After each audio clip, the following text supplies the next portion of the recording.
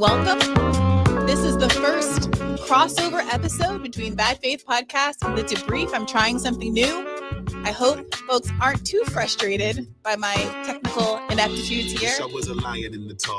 Hello to the people over at The Debrief. I've just gone live there for our first crossover episode. I'm working through some technical kinks. I've never really tried this before, but I think this should work. I'm hoping that by doing it this way, I can hope to expose some of the YouTube audience to what we're doing over at The Debrief, which is a lot of fun. It's been really great being able to hear directly from you and to hear all of your voices and your perspectives and your stories from across the country over the past few weeks. So know that over on the Call-In app, every day after we post a Bad Faith episode, I have been taking calls from the audience over there. I know it's only for Apple users so far. It's a real bummer. I get that it's a pain. They're working on it, but you can listen to those episodes after they post, after they're live on your browser. And today, you can ask me questions here in the chat, and we, as a joint debrief Bad Faith community, can start to address them. If you're a patron of Bad Faith Podcast, you can find these. You can post questions rather over at the Patreon, and I will be reading them during this episode as well. The second half of this episode, I'm going to cut off of the live stream and go exclusively over on Call-In, just because we tend to go for hours and hours, and I like the intimacy that is fostered over there in a visual-free format. So there is already a queue. Let's see if this is working. If I go ahead and bring Andy to the stage, if we can hear him over on the YouTube live stream. Andy, you're on. What's crack-a-lackin'? Hello, good evening. Can you hear me, Bree? I can hear you. Can the YouTube audience let me know if they can hear Andy? All right. Go for it, Andy. What's on your mind? All right, perfect. Thank you first for hosting this. When I saw the podcast and when you talked with Marianne Williamson about, I agree with everything you guys were saying. I think focusing on those key issues, like the Medicare for all, $15 minimum wage, like being very policy specific like that, I really think that's what's going to set a challenge for Biden come 2024. If there's that alternative that really speaks to those concrete, like economic issues, I think that could really help Biden, get pushed left. Not really have this next party or this next candidate win, but really, I guess, pressure Biden to adopt those policies. I think that's something that, when we speak to like our relatives or friends, I think that's something we need to do as well. Like when we talk about politics and specifically those economic, very tangible things, I think that's a great way to help fix things that are so wrong right now. Yeah, I'm reminded of how during the 2016, but even the 2020 primary, everyone was forced to do their best Bernie impressions. Everyone had to pretend to be for something that had Medicare for all in the name, Medicare for all who wanted Medicare for everyone who hula hoops in a lower income neighborhood for 3 weeks going and also gets a Pell Grant, like whatever a Byzantine plan that Kamala Harris had going on. Like everyone at least had to pretend, because there was some awareness that someone on the stage was talking about stuff that people in the audience liked, and they couldn't just turn a blind eye to it. And so while I would hope that whomever ran third party was doing it to win, I agree with you that it almost seems negligent not to have some progressive in the space forcing the conversation in a leftward direction. Absolutely. Thank you for that, Andy. Thank you, Bree. All right, Tom, unmute yourself when you're ready. What's on your mind? Can you hear me now? I can hear you. Hey, what's up, guys? So I'll try and keep this as quick as possible because the queue seems pretty long already. I was thinking about the conversation with Marianne and then the conversation we had with Hedges and Sawant, and just wanted to highlight something. I don't know if you could clarify it or maybe something I don't entirely buy, but every kind of proposal Hedges and Sawant had really kind of seems overly black-pilled or doom-pilled about the Democratic Party. And I'm thinking of that other conversation you had. Oh, this lady, I can't remember her name, but I remember her making a comment about how, the Republican Party is afraid of Donald Trump, but nobody in the Democratic Party is afraid of the base. Yeah. I don't know if I'm remembering it correctly. Yeah. I think that was also a episode with Chris Hedges and the politics of fear is how he often puts it. or maybe you're thinking of a different episode. But no, I might be think. Yeah, go sorry. ahead. Oh, I'm sorry about that. It's a little bit of a delay. So, and that's kind of the thing I was wondering, because as awful and as cringe as the Democratic Party kind of is right now, and it really seems to have fallen a long way from its kind of mid 20th century New Deal, all that other good stuff. When I think of, like, let's say the Freedom Caucus, the Tea Party, were they all sitting there like, who's the Sawant and Hedges equivalent over on the right? And were they sitting there like pulling their hair out over, oh, we can't make it in the Republican Party, we have to split off and make our own Libertarian Party or Nationalist Party? And there are definitely people who do that, but they weren't like scared to co-opt the Republican Party. They went straight into the existing infrastructure and essentially took over it. Like, this is what Trump did. Yeah. He just went in and he took over it. Well, I'll say this, because I actually went on Megyn Kelly's show today, and we had this conversation where we both observed that there seemed to be at least a willingness or a feeling on the right that there's a need for them to bend the knee somewhat to this like populist ethos, at least use the right words, even if it's empty, these empty kind of populist promises that we got from figures like Trump. But the fact that they even give lip service, I think, demonstrates the stronger power of these kind of forces on the right. The right is willing to burn it all down. They're willing to withhold their votes. They're willing to stay home. And the left isn't willing to do that, I think, for two reasons. One, because ideologically, I think they're more substantively committed to doing the right thing on an interpersonal level. I think that when progressives say things like, gosh, this is a compromise bill, but we're going to vote for it because there's material benefit to our constituents. Like, I think there's some genuine desire to help people there that makes them less likely to want to let the chips fall where they may, that they're always going to take the compromise vote, that they're always going to vote blue no matter who. But the other point that I made to Megyn was there was actually more identity of interest between someone like Donald Trump and the Republican Party than there is between Bernie Sanders and the Democratic Party. It is all lip service with respect to Donald Trump. His main policy agenda, the biggest thing he got done, was a tax cut, the overwhelming majority of which benefited the 1%. He does not actually present a challenge to the broader economic systems, just to, the same old guys in the Republican Party who've been running things forever. But ultimately, at the end of the day, he's not a systemic challenger. So there isn't going to be as much pushback, even though there obviously was pushback, but there wasn't going to be as much pushback from a kind of a united front against someone like Trump as there would be against someone like Bernie. So I don't want to minimize the extent to which those two aren't the same. That's not to say I don't think that we should try and that it's necessary, like the first caller noted, to have someone exposing the corruption of the duopoly. But I do think I don't want to understate the extent to which a leftist challenger is going to have a tougher time of it than Donald Trump. Yeah, 100%. I can definitely concede that point. Guess in hindsight, my point is kind of stupid. But don't say that, Tom. Then the last observation I was going to make, I'm going to tie two of them together. I promise then I'll shut up. The one thing I've kind of made, maybe it's a little hypocritical because I'm complaining about Sawant and Hedges and these types being like super black-pilled.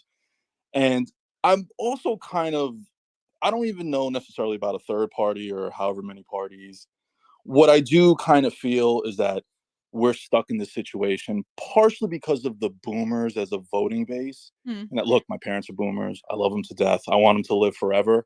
But as a voting block, they kind of need to go if any real substantial systemic and progressive change is going to be implemented.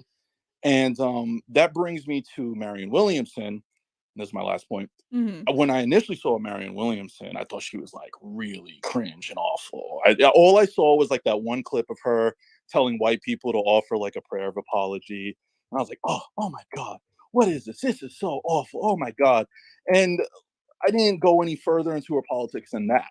She was just the healing crystals lady, or mom. And come to find out yesterday's podcast that the crystal stuff isn't even real. So I was definitely I didn't see a single crystal in her apartment. Yeah. And so like I was one of those like, idiots on YouTube swallowing all like the anti-left bullshit, that period in like the mid 2010s when it was like all over YouTube. And one thing Marianne's kind of grown on me, but not only that, here's why I think maybe she might have more success than maybe she thinks. It's all anecdotal, but she's grown. My father likes her, and I've mentioned my father to you before, not to do TMI. My father's an ex-felon. He's like a real working class guy. He's not a particularly like political person. He's the kind of person that rolls his eyes when you talk politics to him. And he actually really likes her. Does he say why? He doesn't. He's not that articulate. He's not stupid, but it's like he couldn't really explain why. He's like, oh, she sounds like she's making sense. Yeah, I mean, I'll take it. I mean, and that is a substantive observation. We sometimes brush away statements like they feel like they're making sense, but voters can tell when there's an incoherence to people's ideology. I think that's why Democrats struggle so much, and more so than Republicans, because there is a consistency running through a Republican line of reasoning. They have their script down pat. There's a tension, though, between Democrats who say, oh, we want to do good things for good people, and also we're not going to pass anything, and we're going to have obstructions within our own party and all this kind of stuff. So I think that's a real observation. And I think that comes from a kind of moral consistency, by the way, that everything gelling together and making sense in that way. Bernie had it, and I do think that Marianne has it. Yeah, and I would agree. And I was going to leave with this question. I wonder if you would agree with me, but I feel like of all the candidates we've kind of thrown up on like the progressive wing of our party caucus, whatever the hell we're going to call it. So I wonder if you think Marianne Williamson would be, and I actually think she would be, it feels to me like she might actually be able to reach across the evangelicals, because there's something very like spiritual and Oprah-esque about her. I don't know. I'll hang up, but yeah, you get what I'm saying. That's interesting. If anybody here is an evangelical or has evangelicals in their lives who wants to weigh in on that, I would love to hear what their perspective is on that, because we all know how much the right has relied on that audience in the last 20 years or so to really entrench itself. And that could be a really huge boon for the Democrat. Well, however she runs, or if she decides to run, it could be a really huge boon for her to be able to make some hay out of that group of people. I'm going to go ahead and take a question from the Bad Faith Patreon queue from Carol G. She says, at a certain point, we have to start asking why it is that no one on this side of the aisle seems to have a clue what to do next. Why is it that no new approaches seem to be bubbling up to the surface? Why everyone seems to be waiting on someone else to tick things off? I gave my thoughts in that thread as to why this might be. I'm wondering if Bree could share her opinion as to why this seems to be the case.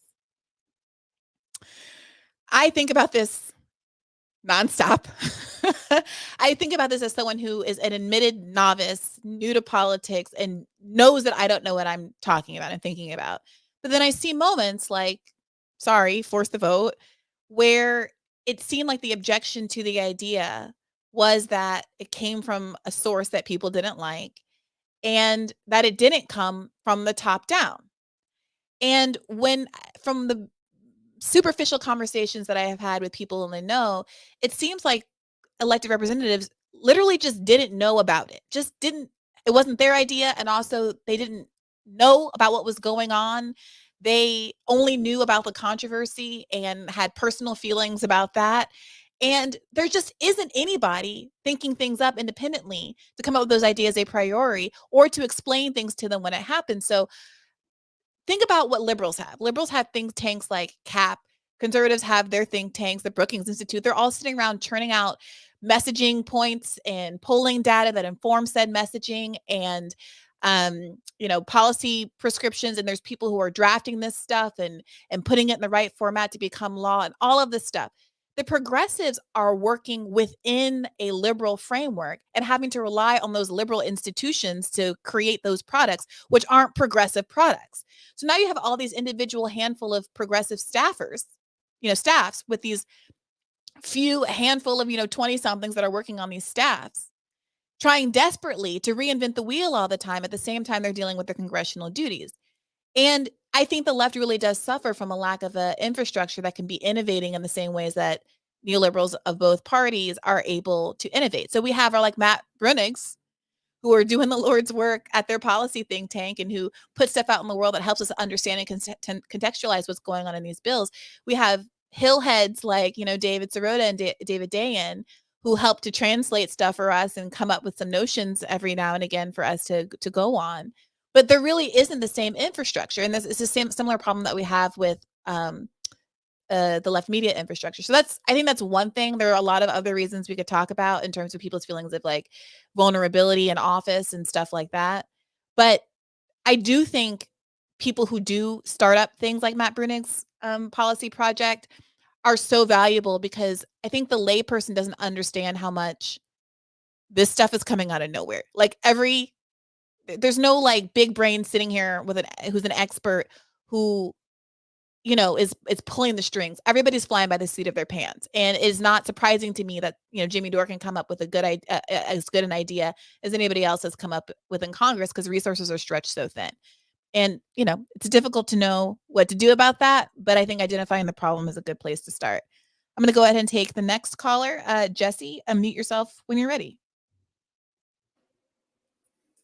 Avery and everyone listening. I really enjoyed your conversation with Marianne. For some reason, I resonated more strongly to this conversation than the last episode with Kashama and Chris, even though I would align myself more closely to Kashama and Chris politically. I'm not entirely sure why I felt this way, but I think when I was listening to Marianne, she was giving me 2016 Bernie vibes. She was speaking very aspirational, had that populist energy. I really liked her response to your question about litmus tests, and she listed all those, all those things, Medicare for all, student loan cancellation, Green New Deal, and of course those are the bare minimums. I think definitely connecting this conversation with the other episode. I think I think as the left, we need to figure out like a strategy, whether what percentage are we going to commit to focusing our energies to a third or major party and commit to working within the Democratic Party.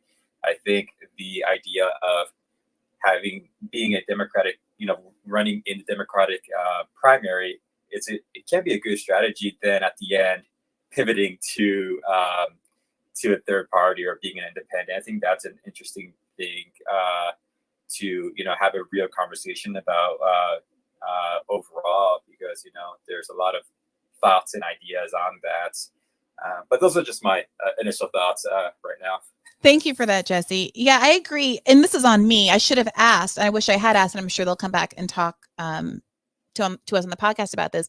But to the extent that, both Shama Sawant and Chris Hedges seem to object to the idea of running within the Democratic Party and then defecting at the end if they're not treated well, if the process is rigged, is that, they said it basically wouldn't work, and that the system itself is corrupting. To run within the third party is corrupting as a matter of course. Now, I have a little bit of a tough time with that. I think if someone ostensibly is uncorrupted a priori, then making the decision, a month before the race starts to run in or out doesn't change you. And I would like to know specifically, what institutionally do you think is going to prevent somebody from going ahead and sticking in the landing and running a third party? Now, if you're saying that they can be coerced and pushed in certain ways, as opposed to just their will leave their body because they're running as a Democrat and just it will infect their brain, then I want to know specifically about what kind of coercive tools exist on behalf of the Democratic Party, so that we can talk about whether or not they are in fact insurmountable, or if there's ways that we can push back against them constructively, knowing that that's what we're up against. But yeah, I also was struggling a little bit with the lack of specificity around why it was. I'm not committed to that plan myself. I think that there is an argument that someone should just run as an outsider from the beginning, and maybe there's an argument that there should be many candidates and some should do inside and some should do outside, and we'll see where the chips fall. But I would like more specificity about that. Thank you, Angato, for the comment. He said, or they say, what are we talking about? Don't forget the Trump party. I guess that was in reference to our earlier conversation about the influence that Trump Republicans or Tea Party Republicans have been able to have on the party as compared to progressives on the Democratic Party. Thank you, Cat Purple, who writes, so progressives have no leaders, and the people in positions that should understand politics don't understand politics. Well, I wouldn't say they don't understand politics, but people are people, Someone like, part of why we champion, or at least some of us did at one point champion, the AOCs and Cori Bushes of the world is because they're regular people. And, everybody is learning on the job. Even these folks who like have degrees and titles and stuff, they come into Congress. Nobody knows how to do that beforehand. Everybody is learning on the job. 100 years ago, when Biden was first elected as the youngest ever senator, he was also learning on the job. And it's not, I don't say that people are struggling to keep up as a way to condemn them. I'm just saying that realistically speaking, progressives in particular have less infrastructural support than other folks, and we should be attuned to that.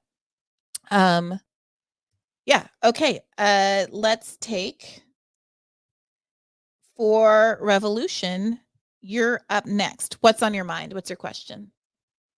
Hey, Brianna. It's time for a resolution. That's what that little sorry about that. Emoji is at the front. It's all good. Anyway, I got a couple questions. I know there's a long queue, but hopefully one will be quick and hopefully both will be quick. First is talking about 2024 and also 2022. I know it's a subject that you don't cover much, but what do you think, like, COVID aspects are going to play into the politics of these upcoming elections, as far as lockdowns, mask mandates, school mask mandates, and booster shots? It's not great. So this came up somewhat during my conversation with Megan Kelly earlier today, and I actually reached out to some folks. How do we find that, by the way? Is that out yet?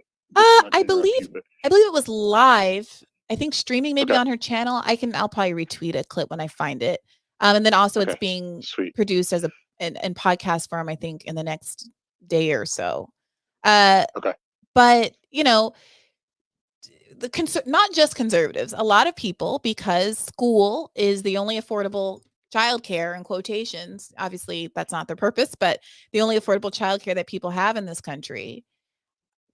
It's not really a conversation about what people actually think is prescribed from a health perspective. It's people don't have the option to not have their kids in school, not to mention the educational consequences and the social consequences and all the trickle-down effects of people being isolated for all this time, of kids being isolated for all this time.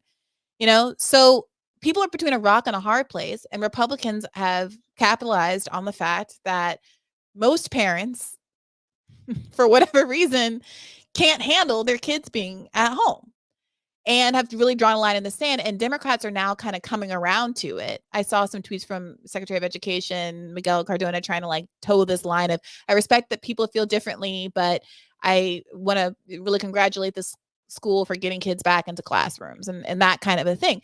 And I think the fuzziness of the Democratic message is going to be contrasted with the clarity of the Republican message, and it's going to hurt.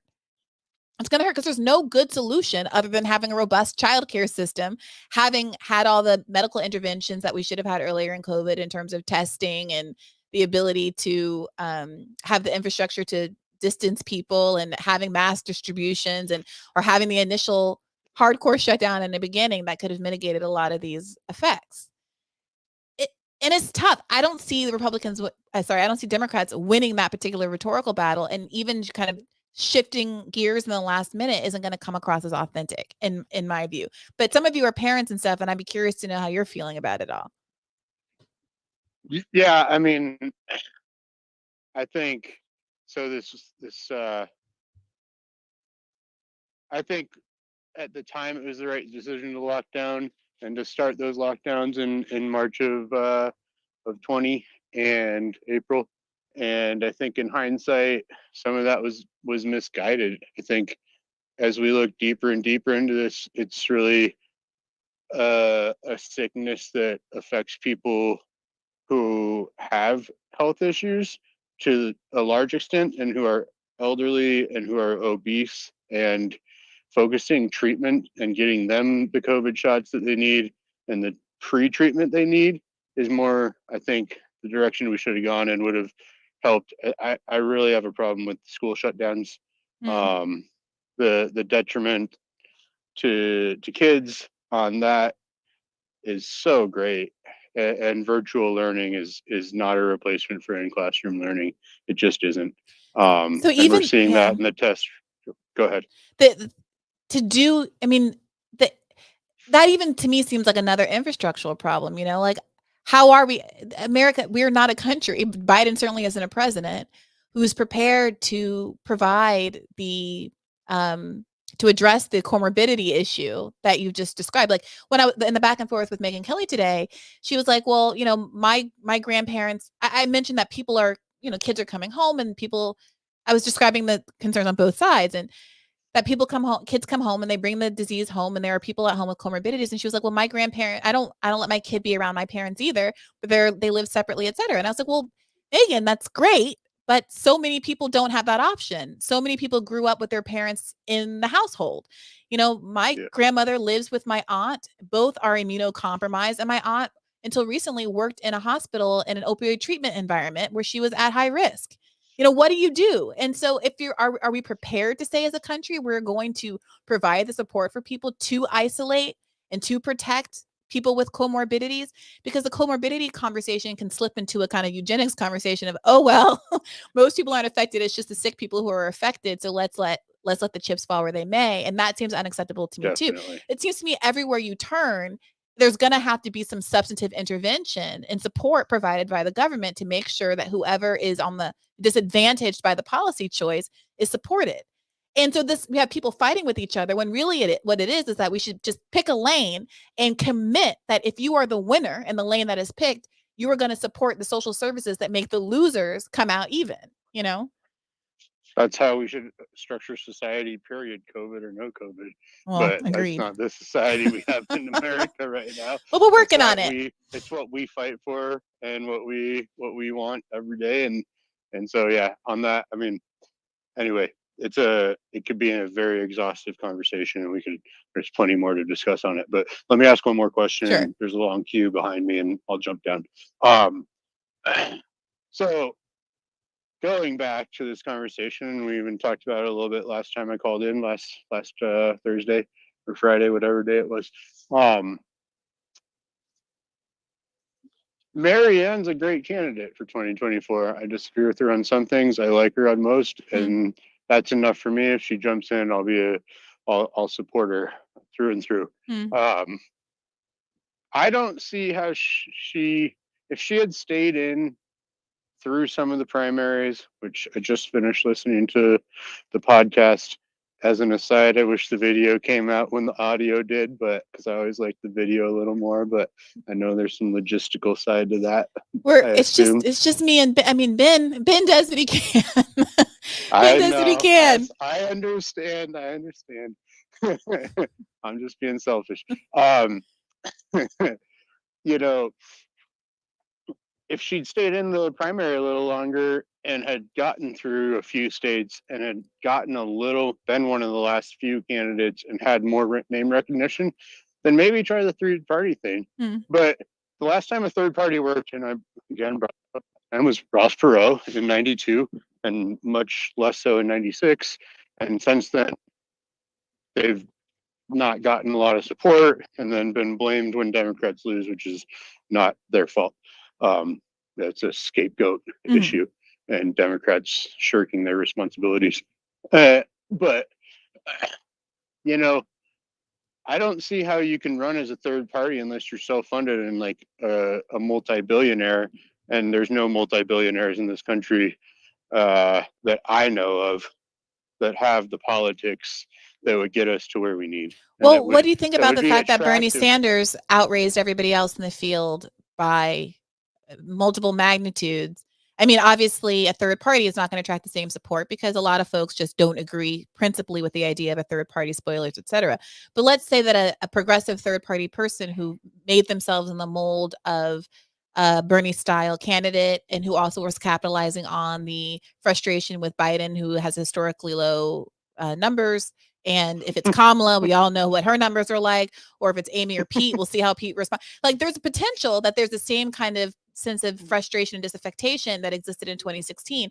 That could result in a lot of small dollar donations going to a third party candidate. What do you think about that? Don't you think Bernie benefited from being a Democrat in the primary, and that if somebody runs in a third party, that the media is just going to completely neglect covering them. Of course. And that's going to Of course. diminish their Of course, but that's what I said. That's what I said in my small dollar preamble. dolly. That was the point that I was making in the preamble, that of course there's differences, that Bernie is running as a Democrat, but some percentage, Bernie outraised like quarter to quarter someone like Kamala Harris or Pete Buttigieg by like factors of 5 and 6. So if Bernie, and those candidates, not Kamala, but Pete Buttigieg, many of those candidates were in through the first few races. So through the first few contests. So presuming that some fraction, half, a quarter of those people were willing to invest, moreover, the fact that the independent person would also benefit from not being a Democrat, right? And perhaps attract some support from independent voters and non-voters. I think it's an open question, but I wouldn't write it off as someone having to be a billionaire or entirely self-funded. But thank you for that. I gotta move on down the list. I'll drop down. Thank you, Bree. Thank you so much. All right, Jason, you're going to be up next, but first I'm going to read this question on the screen. LOL, Gray is the only corporate lawyer in the Beltway that you don't want to have drowned in the Potomac. I'll take it. And I'm going to take one more. Thank you, Cryptician, for the super sticker. Angato again, beware of Republican State Leadership Committee, $33 million towards Secretary of State positions, control of voting. You're going to have to unpack that for me a little bit more, Ngato, but I appreciate this. Kendallink says, Marianne Williamson has a slim chance of making it against the Dem machine, even with little hope. How do we convince her to run third party? That's an interesting question. I don't know if you listened to her interview with Andrew Yang today, but it seemed like she was seriously considering it. She's already processing what it would look like and what it would take, and talking about it. It sounds like seriously with Yang, who obviously has this forward party effort. So I don't know how much she needs to be convinced versus how much she's, assessing strategically what the best options are for a progressive candidate, assuming, of course, that she's even going to run. This is all very speculative. I want to remind everybody. Vincent Batten, thank you. Given that many don't seem to be sold on the of the efficacy of running a candidate third party, and the fact that we are seeing larger swaths of Republicans supporting good policy, why shouldn't we consider running a GOP candidate?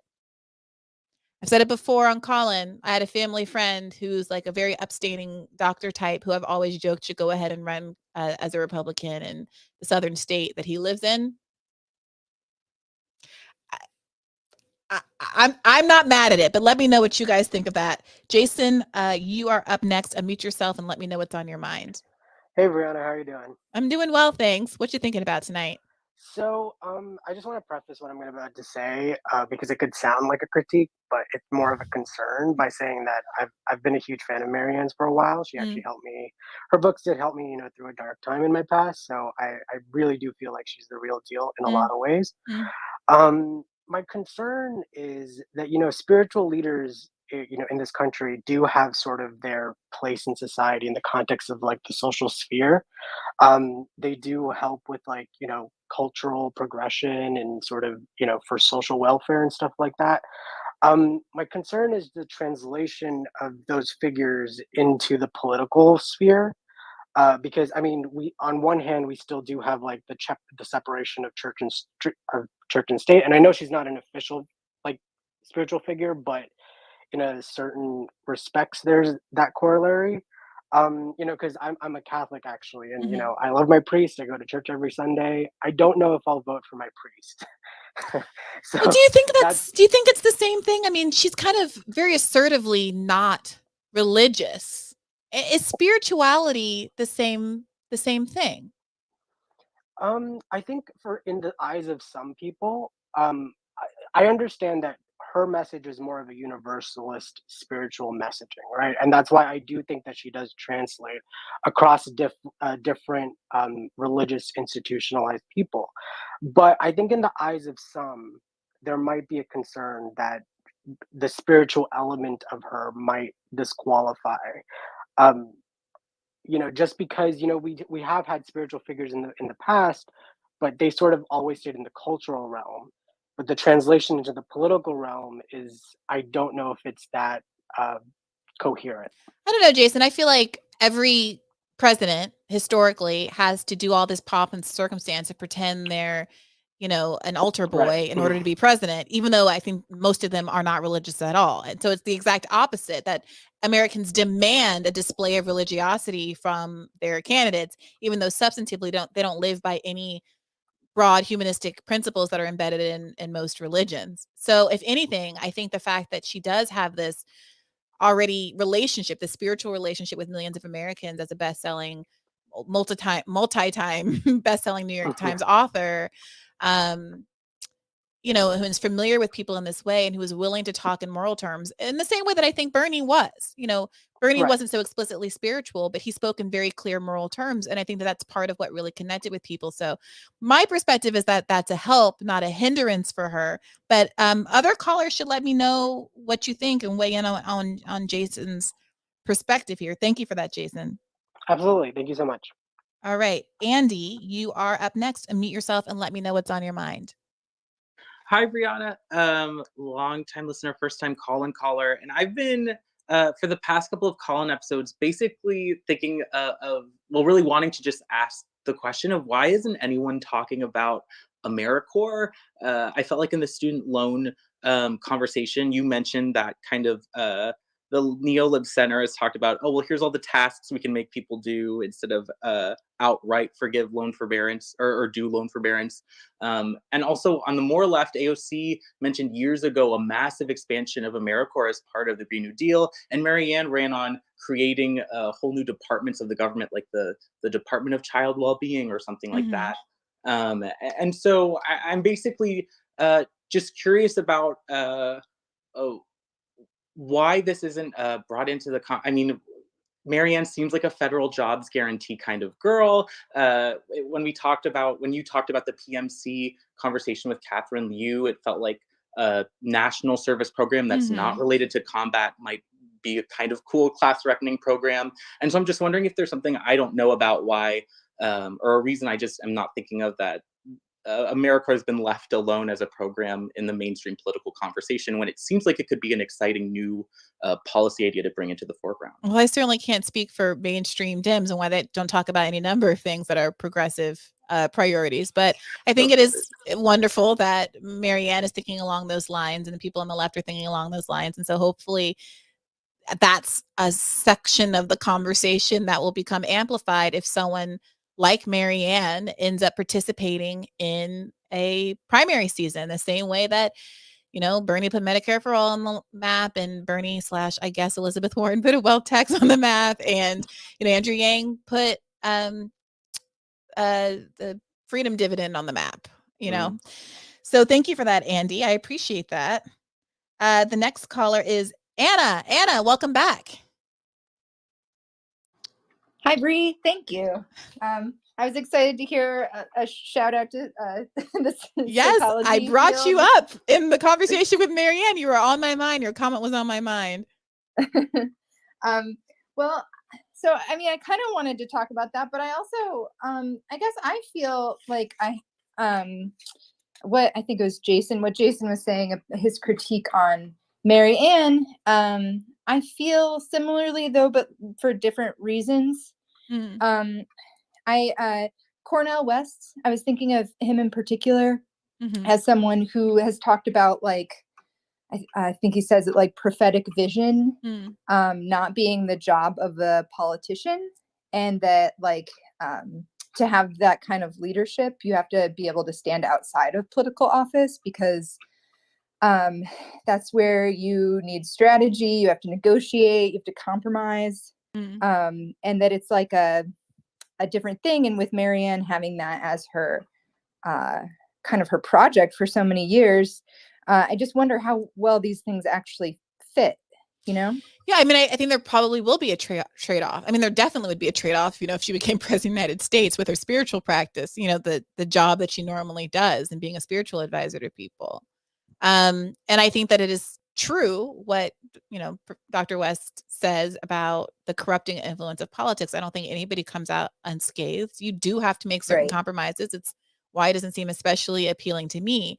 But I don't know that that's an argument for good people not getting into it, because what's the alternative? People who already suck being the ones who are in charge. I think personally I'd rather have someone who seems to be starting from a high place of moral fiber and accept that there's going to be some corruption that happens, but we end up in a better place than we were before. I understand that some people need to stay out and remain our spiritual touchstones or ethical touchstones that continue to push and pull people in the right direction. But sure, somebody's got to do it. And definitely. I'd be interested to know who else you guys have in mind. I mean, we're all talking about Marianne because of the Sunday Times profile, and obviously I just interviewed her and all the speculation that's been happening. But there are other people conceivably. Cornel West, conceively. Who knows? Right. Sure. Yeah, I guess I just I was just thinking about with her in particular, and yeah, I mean, I don't know who else should run, but I was just some of the her approach to, like, we in your conversation with her, she was also talking about, she was really like resistant to your talk around strategy or bringing people in, and wanted to insisted that it's kind of more about having a good product and having your politics be, these righteous, right? And so kind of being like this light that people are drawn to because you're kind of like pure, or something like that. And yeah, and I guess I feel like she's still playing the same game, and I feel like it's still the same question, like how do I bring people in? She's just making different assumptions about humans, about what they're drawn to or something. I don't know. Yeah, this Does that question make any about sense? human nature and what it is, I think, is the fundamental difference between leftists and liberals, and even liberals and conservatives. I think about this a lot. And to me, as a leftist, sometimes I just skip right past the question of are humans innately good or bad or whatever, because it's irrelevant to me.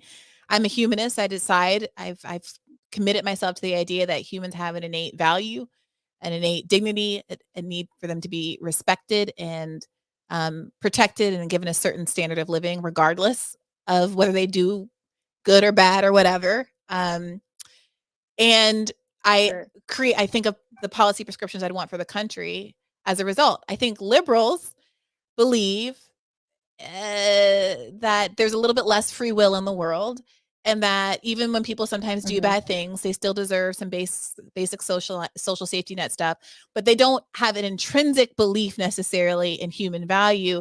And so you'll get people saying, conservatives in the South who are affected by climate change deserve it. Stuff like that. Right. And then Republicans don't think that anybody deserves anything, that you have to earn your place, not just your place on the planet, but you have to earn a basic level of dignity in the world.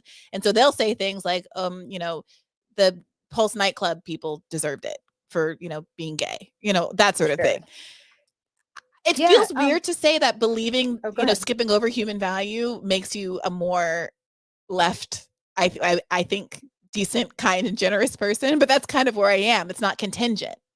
My one desire to do good is not contingent. There's a more there's a more, like, I was thinking about what are some of the, because Marianne was feeling like, oh, it's dark magic doing psychology stuff, and I was thinking about there's so many ways to approach our understanding of humans, philosophical assumptions and values that are in different types to ways to approach that. And I was trying to think of different types of psychological approaches that align more with the left. And I kind of talked to you about it last week, but that in the Bernie campaign, this fight for someone you don't know, and that our struggles are connected, plays to a certain part of something that's true about humans, and that it's that we're relational people, right?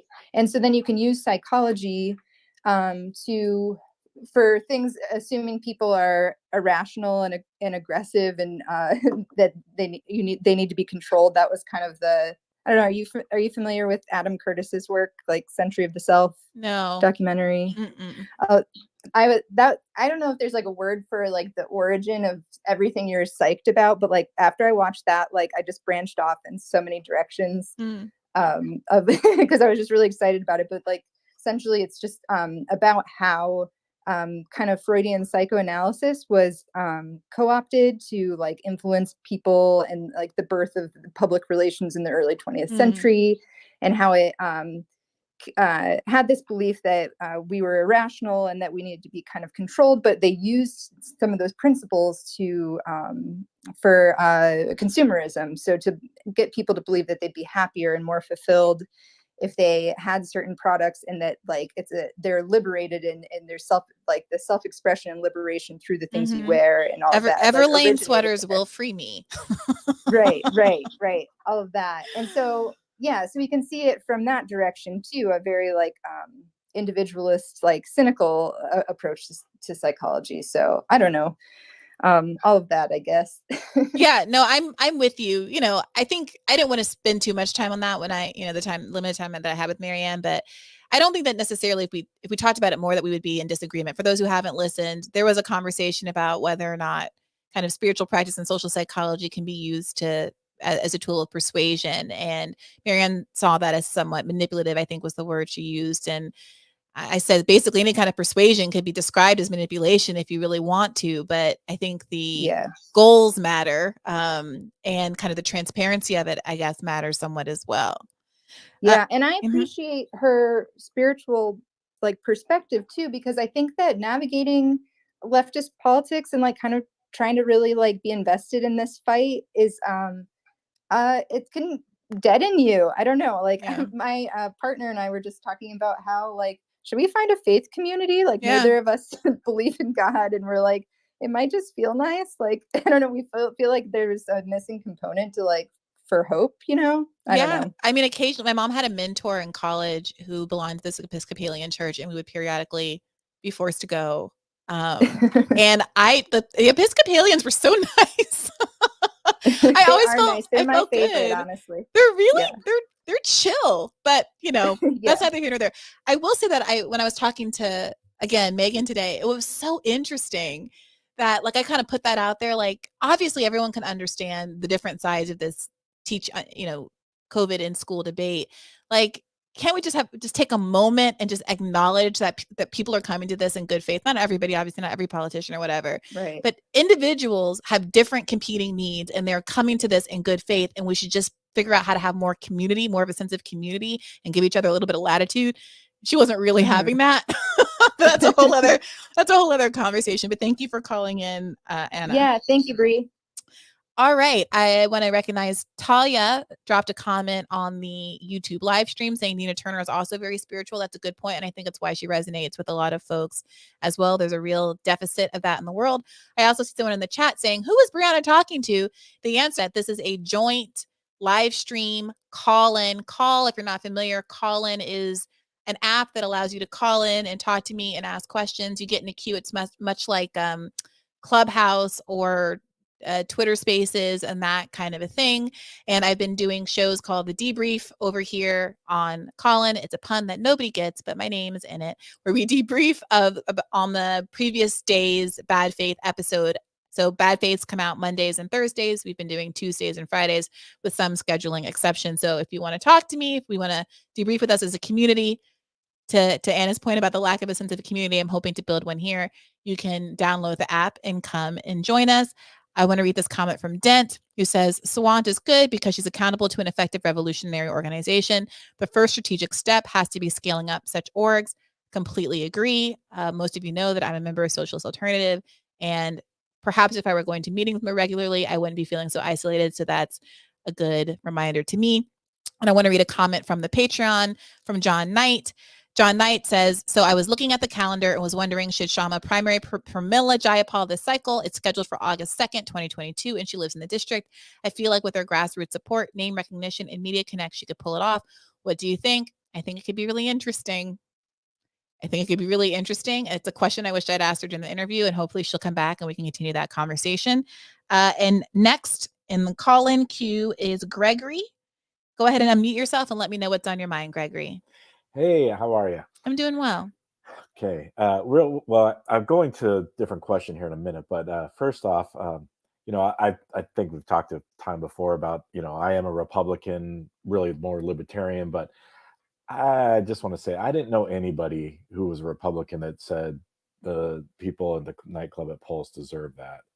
Sure, it's a fringe belief. There was a lot of homophobes. I agree with you that would say things like that, but a lot of us were just as much upset about that as on all sides. So I appreciate that, Greg. Certainly, I don't think that's a common belief, nor do I think that most liberals are sitting around hoping and praying that people in the South who are conservative have personal harm befall them. But that certainly is an ethos that pops up on both sides. Wouldn't you agree that there is a certain lack of investment in the other community if it's perceived that the harm disproportionately falls upon them? You see it maybe right now in voting rights, right?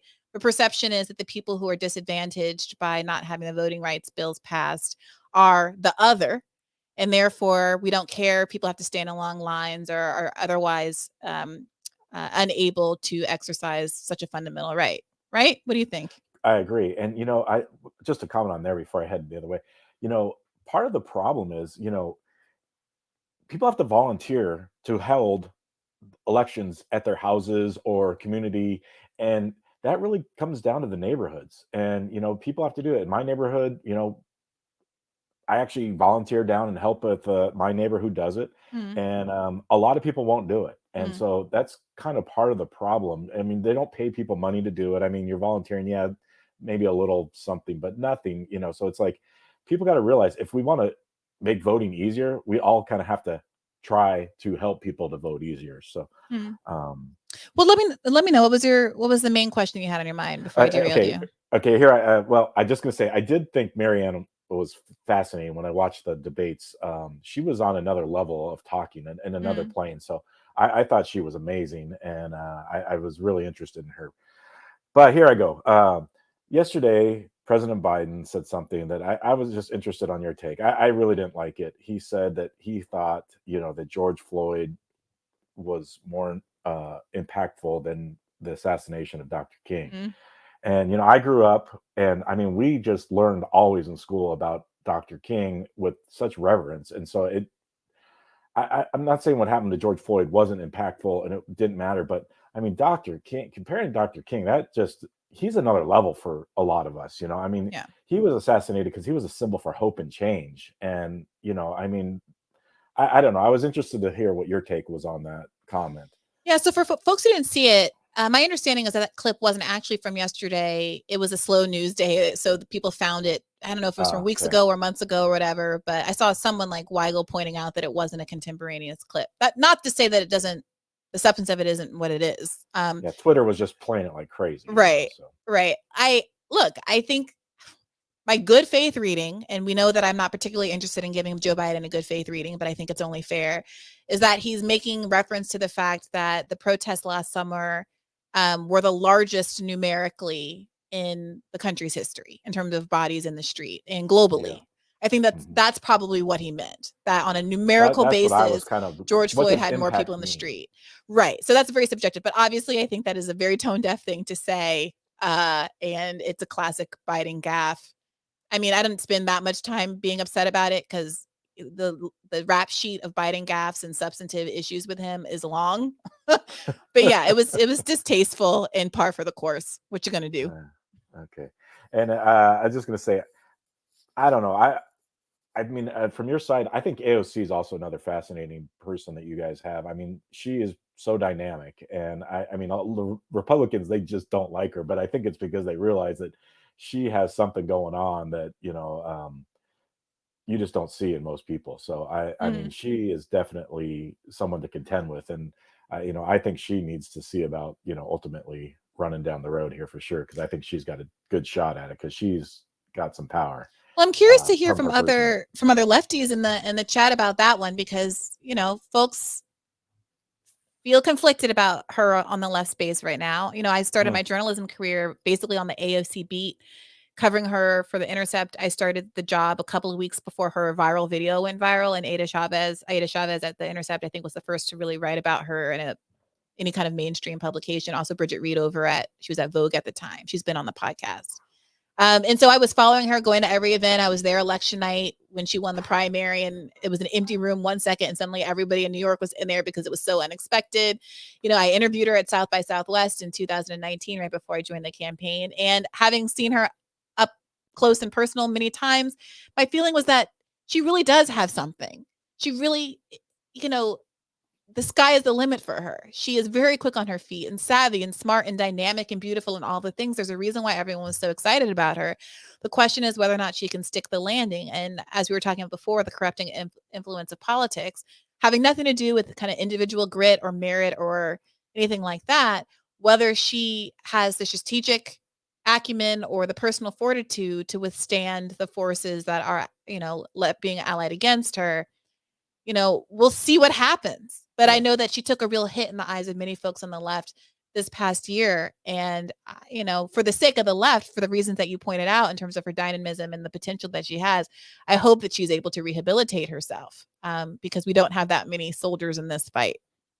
Yeah, she's definitely got something. So anyway, there's certain people you see that in and you're just like, whoa, they have potential to be, outstanding. So yeah, she definitely seems to have that to me. I know she, I didn't like it that she went to that stupid, gala.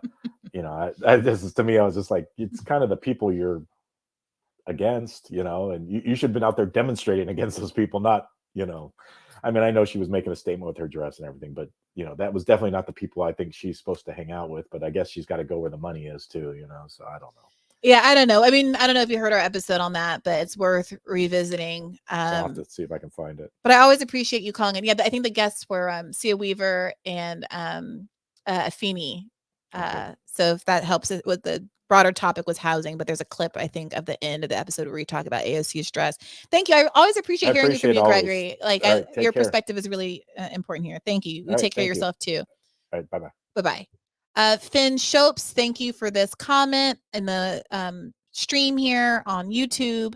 They say views on Caleb Maupin and his growing patriotic socialist movement with figures like him and Jackson Hinkle among it.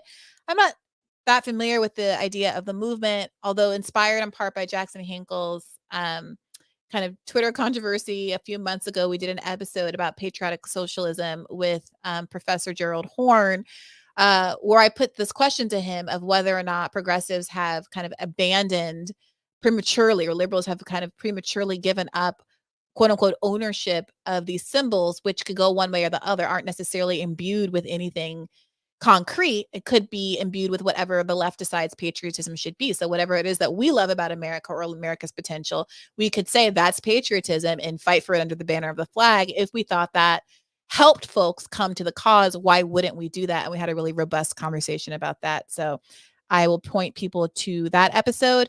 Folks who are here watching on YouTube, please do like this video and subscribe to the channel if you haven't already. There's always tons of comments that say, oh, Bad Faith is a criminally underrated, undersubscribed YouTube channel. You can help to change that. I see people in the chat very negative on AOC here. I hear you. I hear you. I'm going to read one more comment from the chat here. Both criminal parties killed millions. This is from D. Lawrence. Both criminal parties killed millions with illegal wars, million Americans dead from COVID, not one progressive, parentheses, squad, bring up Medicare for all or ending war funding. How can we trust apologists like Marianne? I think it's a question she's going to have to answer, and people are going to have to see whether she continues to address those kinds of issues. I think that she's been pretty consistent on being an anti-imperialist and Medicare for all, and she's the one that introduced me, for example, to Stephen Simler, who we've had on the show, talking about the expanding war budget. And like all of these people, whoever the candidate is, including Bernie Sanders, you'll just have to keep observing them and putting pressure on if and when they slip on those key issues. Let's hear from Allende. Unmute yourself and let me know what's on your mind. Hey, I love the fact that you always pronounce my name correctly. Like, it's, but my main topic for what I want to talk about is like the idea that Marianne said like about like a litmus test policy wise for like left candidates, and really like my analysis for like a problem that I see on the left is that like we think of leftism in a way as or rather I would break it down in 3 different ways. Number one being that like populism, being anti-corrupt, right? And then third, like these specific policies that aren't necessarily like tested. For instance, like there's a difference between UBI and a federal jobs guarantee, right? But both are like you can kind of see them both as as being populist, right? You can see them both as being like anti-corporatist, right? But at the same time, like they exist in two different like spaces on the left. And like my biggest issue, and kind of, there was this Black woman who had on the show, she's an independent, and she kind of spoke to this about how like there are multiple ways to skin a cat. You know what I mean? There's multiple ways in order to achieve what we want. Is that like, Tesla and Figaro? Yes. Yeah. There, and like my main problem is like this litmus testing, whereas hello, you cut out. Living in terms of a living wage. Right? Okay. You can achieve a living wage essentially through UBI, or you can achieve it through a $15 minimum wage, right? And if a candidate were to run saying that they're not necessarily they're not necessarily against UBI, but they want UBI.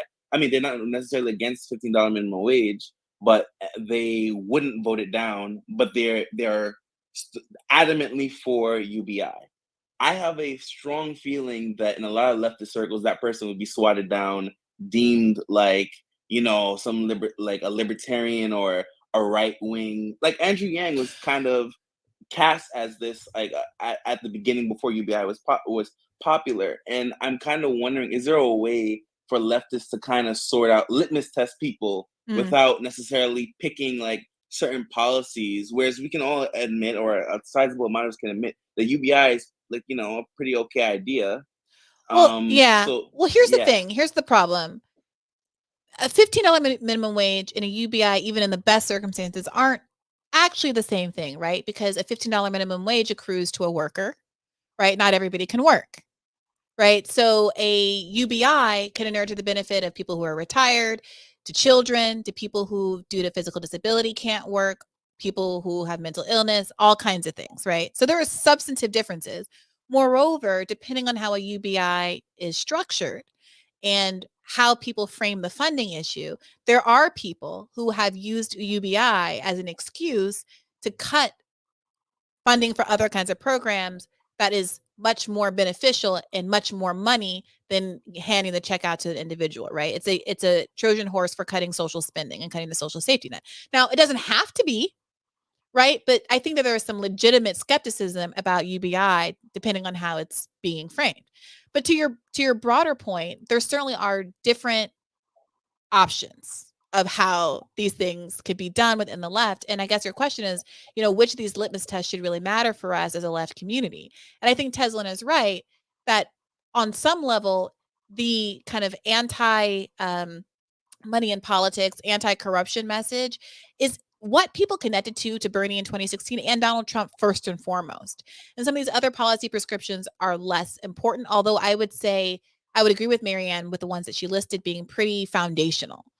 But what I would say is that sometimes within the left community, we can start going at each other's necks really, really hard over what amount to not small differences, but given the gravity of the uphill battle, that's so many mixed metaphors, but given the gravity of what we're facing, starts to feel really self-defeating. So I really like hearing from Gregory, and I'm really charmed and inspired by the fact that he sees something in someone like Marianne, despite being conservative. I'm really happy to be able to connect with Megan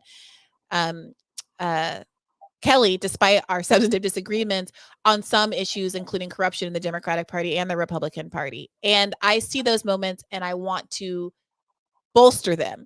And we can come back and circle back around to some of these policy disagreements. Like she and I disagreed about a $15 minimum wage. She thinks it'll hurt businesses. I said, au contraire, let's talk about how a lot of these progressive issues, including, to Tesla and Figaro's point, Medicare for all, are a real boon to business owners, right? And I think there's gains to trade there. I think there's a possibility for us to come inch closer toward each other, and having this like battle royale attitude toward everyone who doesn't agree with your specific policy prescriptions could be a problem. However, I do believe in litmus tests. I wrote an article in the summer of 2020 about In Defense of Litmus Tests in Current Affairs magazine. I recommend people go and read it. It holds up. because a failure to have some baseline bottom line is how we got Joe Biden. In the middle of a Tara Reade scandal, in the middle of everything, just there was no depths to which Democrats would go. Stacey Abrams was out here talking about how he was a good guy, and Tara Reade had no credibility, and Kamala Harris said she believed everybody when the campaign started, when there were those 8 accusers, but suddenly she's happy to be his running mate. And it's disgusting. And that's why this new poll today is out showing that nobody has any faith in journalism or politics anymore. It's that kind of flip-flopping nonsense.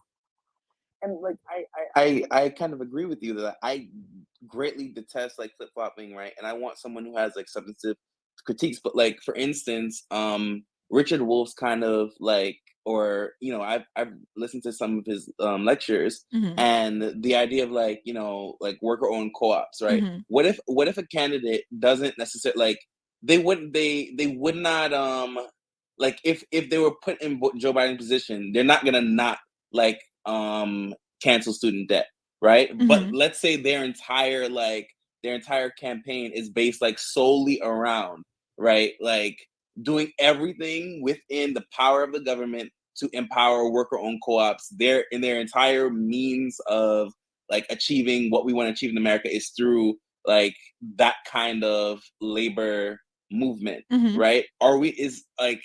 As a leftist movement, are we going to swat them down and say that, like, no, you have to be for $15 minimum wage, et cetera, et cetera? Well, is there another candidate in the race, or are they the one? Are they the leftist left standing? Let's say it's the beginning of the race. There's like 50 people. Well, then they have to duke it out. They got to duke it out and compete with the Mariannes or the Nina Turners or whoever else ends up running. It's a primary. And if the majority of people like that approach, if they don't. Do we treat them seriously if they don't, like, for instance, like, let's say you have your own litmus test, right? Or like, let's say you, Marianne, and let's say Shankuger, like you guys all have similar litmus tests, right? Do you ice them out?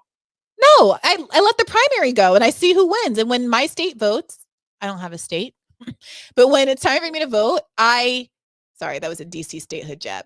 I vote for whoever I think is best, and whoever wins the primary wins the primary. And then at that point, I decide whether or not I want to vote for the worker co-op candidate over Donald Trump, or vote for a third party, or stay at home or whatever. It's a primary. There's different ways to be a leftist. Not everybody is going to check off everything on my list, but someone who had that approach, Richard Wolff, is infinitely better than anybody who's ever called themselves a Democrat in the history of America. So, I'm in it. I'm with it. Like, let's do this, But thank you for your question. I appreciate you calling in. Thank you.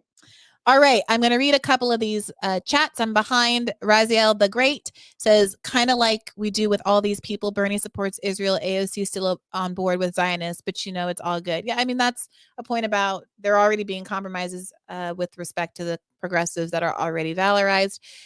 Kindle Links, thank you for this chat, says socialist undermined by deep state, CIA, FBI, military industrial complex, and duopoly. How can third party overcome? That's the ongoing question, Kindle. That's the ongoing question. But I do think that it's relevant to look at someone like Donald Trump. Marianne made some good points about Ross Perot. There's a little bit of a cutesy, it's a little bit cutesy to pull this card, but the one third party candidate to be successful is arguably Abraham Lincoln, who was running, as the Republican Party was the third party, and on an abolitionist bent that was certainly not embraced by the other two. So there is some historical precedent from this.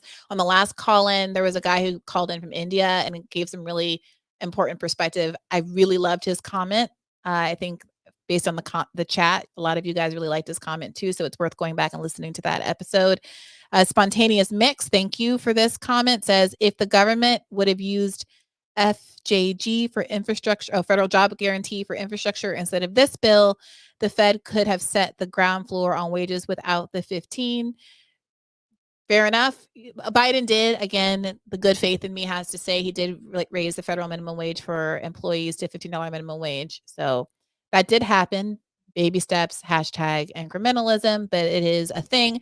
I'm going to take one more question, this time from the Patreon, because I got to play it forward for the patrons. Joel David Rolstad says, thanks, Bree. Really like what you do. Going to skip past that. But on the issue of who we should join with in the struggle for a better world, who we should combine our forces with and who we should trust are trying, in quote, doing their best. I find a separation with my beliefs and a couple of your guests. Marianne said, quote, I think we need to get off this arrogant, patronizing, condescending judgment that we have of other people because we see their externalities and make assumptions about them. She specifically spoke about billionaires in this regard. When you had Richard Wolff on, he said it doesn't matter what shoes you have on in this struggle for change. What if they are $200,000 alligator shoes and you have billions of liquid wealth? In all seriousness, I think it absolutely matters. Shama Sawant only takes $40,000 over $117,000 a year salary. Ada Kolu did something similar in Barcelona. I believe that is the future for well-meaning, serious people and leaders who want to earn trust and claim to be decent people. I'm very curious what you might say to this. I don't know. I had a conversation with Nathan Robinson years ago when I was still an anonymous attorney, writing occasionally for Current Affairs, because he had written an article about a maximum moral salary. And in this article, he had something like $40,000 a year or whatever salary he was earning at the time through Current Affairs was sufficient, at least for him in New Orleans. And I was like, I don't know. I believe there's probably a moral maximum salary. I don't know if I would set it where you're setting it, Nathan. And this question of whether or not it should fall on individual politicians to suppress their wages for the sake of having credibility. I think that you definitely do earn credibility, whether that's necessary or not. I don't know that I would entirely agree. When we had our episode with Richard Wolff that you're referencing, where we talked about the Hassan Piker house scandal stuff, I think what we agreed to as a panel was that I think it can be a red flag if someone earns a lot of money, and then you have to just scrutinize to see if their values change or shift in accordance with the fact that now they're in a different income bracket. And it is, kind of a rebuttable presumption that they're going to be corrupted, and you just got to keep one eye open on them. And I think it's also sometimes, someone earning $40,000 a year whose husband earns $200,000 a year, and they're living, they're not quite taking the hit that it might appear from the outside. And there's all kinds of things that go into these equations. People have debts, people have families they support, people live in different zip codes. At a high level, I think it's definitely true, but mostly we're not talking about Bezos's. We're talking about someone who makes $50,000 versus $100,000 versus $150,000, all of which is all squarely in like the 90%. So I don't know. I'd be interested to know what you guys have to say about that. Let's hear from Jonathan. You're up next. Unmute yourself and let me know what's on your mind. Hi, Bree. Thanks for taking my call. My question for you today is twofold. The first part being related to Senator Nina Turner's interview on Breaking Points this morning. Not sure if you had a chance to see it, but I haven't actually. How was it? Should we listen to it? What's going on? How long is it? It's, I believe it's a little over 10 minutes. So I don't know if you want to play the whole thing here, but the part of it that kind of surprised me was when she mentioned that there's talk around town that Biden might face a primary challenger to his right, which is something that I hadn't really thought of the possibility of. Mm-hmm. I've just been spending all my time thinking about a left flank challenger like Senator Turner or Shama Sawant or Marianne Williamson. Mm-hmm. And I was wondering if you were someone who was working for a left flank challenger to Biden and doing strategy for them, how do you think you would approach like a debate framework for that candidate to really make themselves stand out and get their message out to the American people? How to make a left challenger stand out against two right-wing challengers? I guess maybe not stand out, just like really present their case cogently to get people to consider voting for them against the incumbent, whether it be Biden or whatever, corporatist successor ends up. I don't know. I'm having a hard time imagining the appeal of someone to Biden's right. I think the only reason Biden, who was the most conservative person in the Democratic race, apart from Michael Bloomberg, probably, I'm having a hard, he only won in my estimation because he was familiar. He was a vice president. He had name recognition. He had the establishment behind him. He had Jim Clyburn. And he was perceived as someone who could, quote unquote, work with Republicans.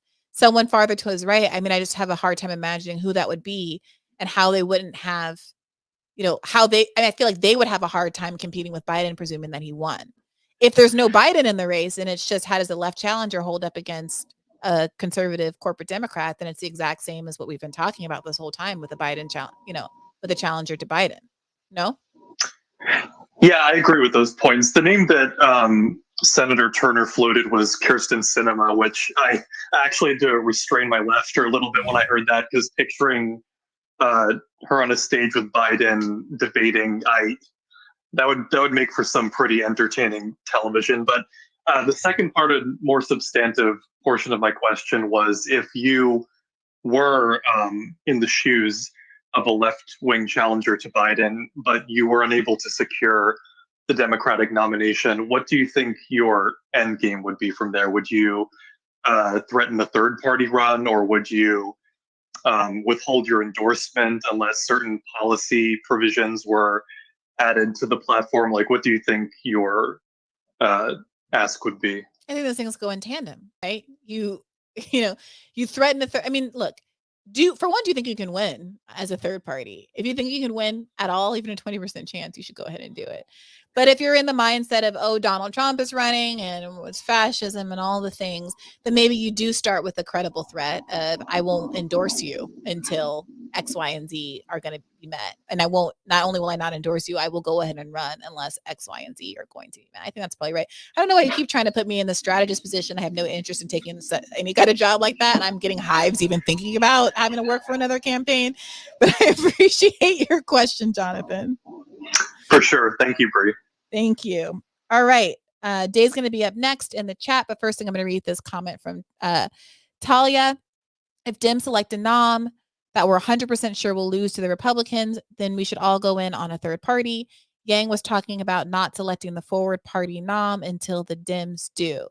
Thanks for that, Talia. I think she's referencing the fact that the forward party debate, when he was having that talk with Marianne Williamson that was released today, there was a conversation about whether the forward party debates would happen after the Democratic primary. So it was kind of a reset and people could recalibrate their options. Let's see. Carmelo Tringali, thank you, says, have you ever thought of interviewing Gloria La Riva of PSL? They've been building their party through being active in like every street action, at least in my area, seems to be doing good work. Thank you for that suggestion. Always looking for good producer notes because I am my own producer. And one more question from the Bad Faith patron, Karen C. Questions for Bree. Marianne also appeared on Andrew Yang yesterday to discuss the possibility of the forward party's primary/convention could be intentionally, could be intentionally scheduled after the Democratic convention and primary, with the idea that any left person who runs as a Democrat and is treated poorly during that primary run could still join the forward party and run there. Do you have thoughts about the pros and cons of this? I like it. 2, will you ever do an episode with Trevor from Champagne Sharks discussing season 2 of Love Life, or did you already do one and I missed it? We're literally DMing about doing it right now. I don't know if it's going to happen on Bad Faith or the debrief or on Champagne Sharks, but it's definitely going to happen. Addie from the Patreon says, I have some unformed thought in my head about how internet culture has made it very hard for people to change, and this might be making it harder for people to consider going well outside the box and supporting a third party. I don't know. Something about Twitter making it feel like everyone has these takes that are trapped in amber and you'll have to explain them for the rest of your life, like I said, uninformed. But it's something that I've thought about when I, like Carol, have wondered why nothing in terms of organization seems to be happening on the left.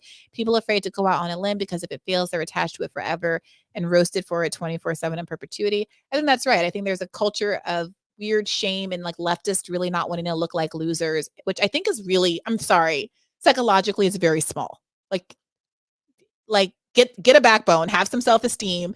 Don't go crying in a closet just because someone said, oh, I made fun of you over forced to vote. Like, grow up. Grow up and stop letting yourself be bullied by a bunch of neckbeards in Brooklyn. Sorry, that wasn't kind. But the point is that like everyone is weirdly invested in being cool and like edgy in this left space, and it's ridiculous. Like, it's ridiculous. It's not high school. All of you guys are almost 40. Like, grow up. Okay.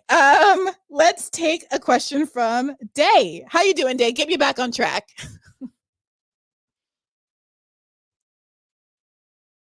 Day, I can't hear you for some reason. You're unmuted, but I'm not hearing you at all.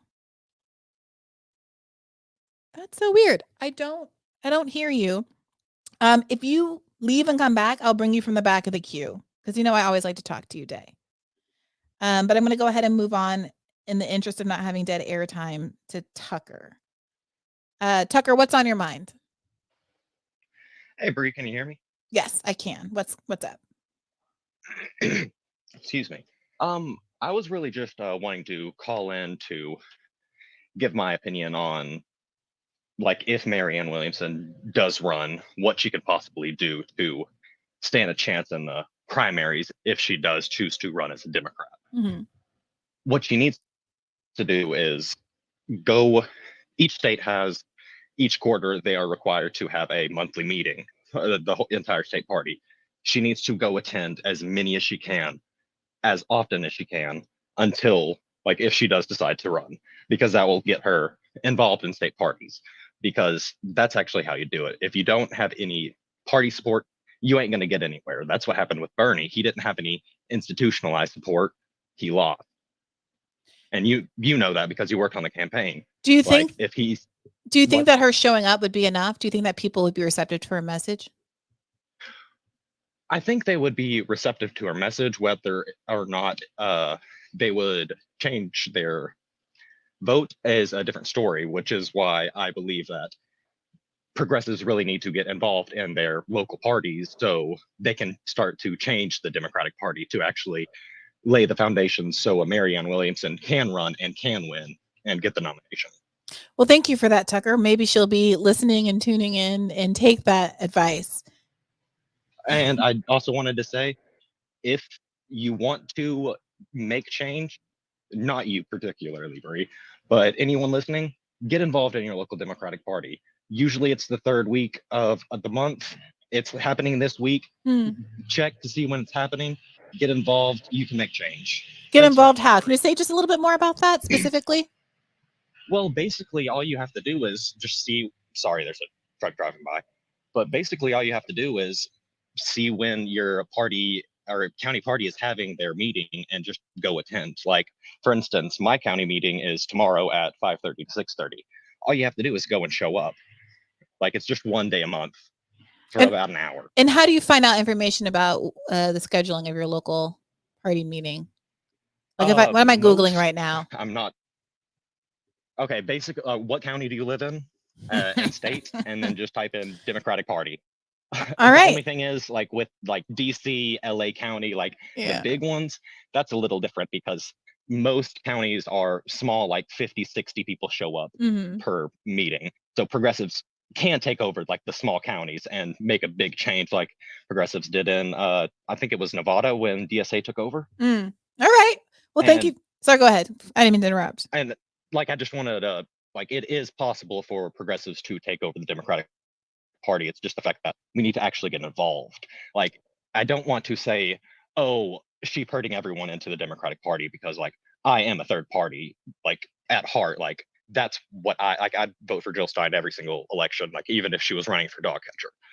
I just want to say, like, if we actually want to push the Democratic Party instead of, like, having them be more and more conservative, like, heck, I think it was today or yesterday or something like that, Joe Biden's approval rating was 33%, which is the same as Trump's. Yeah. Like, it's ridiculous. Well, look, Tucker, I'm reading the chat, and someone named DG Daniel says, yeah, I've been involved in the local party. They have zero power on the national level. I'm not sure where he's from. Maslow Pavlov says, "Do not listen to this. Dems are corrupt like reps. Repeat. Thanks for the call, Hillary." That's a little mean-spirited. Ignore that, Tucker.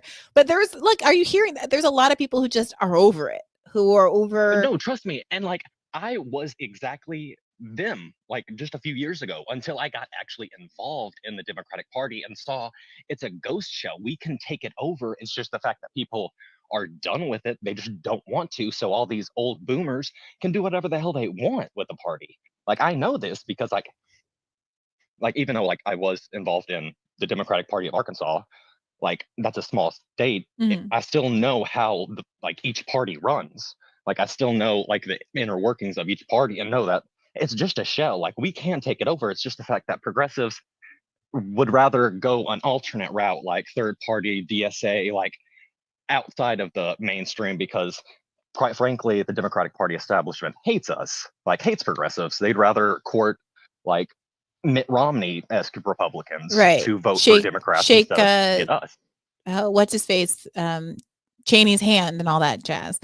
All right, I hear you. It's a tough sell. You're going to have to convince the chat, but I always appreciate your concrete on the ground observations, Tucker. And I don't want to make it seem like that's the only option. No, I think that there's an inside-outside strategy that a lot of people support. If you do that, right? I appreciate that, because Tucker. The Democratic Party is open for everyone. I'm a registered Green Party member, and you can do it. It's just the fact that we need to actually do it so we can lay the foundations for a Bernie Sanders. Because if we would have done this, Bernie Sanders would have probably won.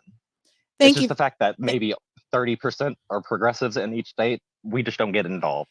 Thank you for that, Tucker. I appreciate it. Thank you as always for calling in. Let's see if we can get Day to work this time, pulling him from the back of the queue. Unmute yourself, Day. There you go. Can you hear me? Yes. I can hear you. What's on your mind? Okay, this was like the episode that made me grin from ear to ear, and she was on Yang, so I was like, whoa, a double whammy. So I'll try to get to it quick. Okay, so the part about the episode. Day? Oh no, you cut out again. Oh, can you hear me now? I can hear you now. Okay, sorry, someone was trying to call me. Day? You better tell them to call you back later. I can't hear you. Day? All right, Day, I'm going to have to kick you off again, and I'll bring you back up if I see you poke your head up, but I can't hear anything, so I'm going to have to go on. Amos, you're up. Unmute yourself. What's on your mind? Hi. Yeah, thanks for taking my call. Full disclosure, I'm a friend of Anna, who you were talking to earlier. But no need to disclose. We're all friends here. This is the new community, right? Sweet. There's no church, just the debrief. Yeah. We don't. Yeah, not a church yet.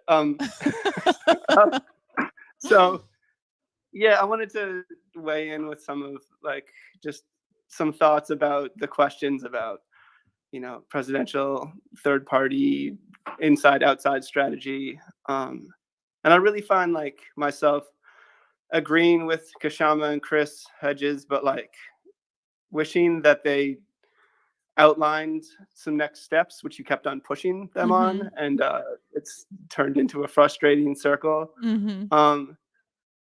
And to me, if I was gonna jump out there and be like, all right, what are these next steps to actually take a stab at that answer?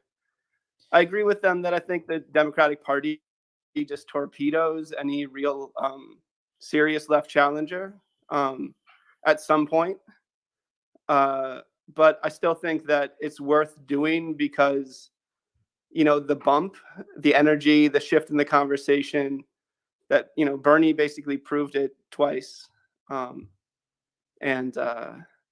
Yeah, I think you don't go in sort of as Adolf Reed talked about, you don't go in thinking that you're going to lose. You sort of fool yourself. Yeah. And make the best possible run of it. But then I'm also the meme girl, why not both for the inside outside strategy, and that it doesn't, have to be the same person just because there's months separating the primaries and the general. And, everybody can step over to a third party, after whoever it is, Yeah. So the question, Amos, is what does it look like next? And I just want to clarify about that episode with Shama and Chris Hedges. People in the comments were saying things like Brianna is committed to an inside strategy. She has to do. I literally don't know. I don't know. And I'm not invested in someone running as a Democrat and then switching to third party or someone running as a third party. I have no investment. But what I asked the guests, was, should the left participate in the 22 and 2024 elections? The answer was absolutely yes. Do not sit that out. So my follow-up question is, how should the left participate? And the answer to that cannot be every idea is bad. You have to say something affirmative that's electoral. I'm not invested in electoralism, but you just told us that you agree with me that it is irresponsible to let these electoral moments pass without exploiting them to the best interests of the left. So how do we do that? And that is, yes, an electoral conversation because we're talking about an upcoming election.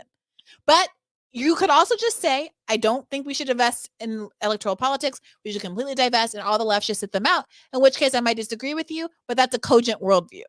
But my argument, the circular nature wasn't coming from me trying to push one agenda or another. It was just to get some commitment as to what a strategy looks like. Because even if you think electoral politics is a losing game and a failure, it's not how the revolution is going to come and all this stuff, both guests acknowledge that Bernie's run, to your point, Amos, helped to galvanize so many people. So the answer is, do we then run a candidate? And so then I want to talk through with them and others what the advantages are running inside and outside. People like Ralph Nader, people who have run as Green Party candidates, talk about the structural barriers to doing so. And if realistically they think that they could run a Green Party, they could run, an outsider candidate on a Democratic Party line or whatever. But, I don't have any additional answers here. I don't know. I'm not that person. I'm not a member of any of those parties. And we're going to have guests on shortly that are from MPP, from Green, and from Forward to talk through what those real structural barriers are.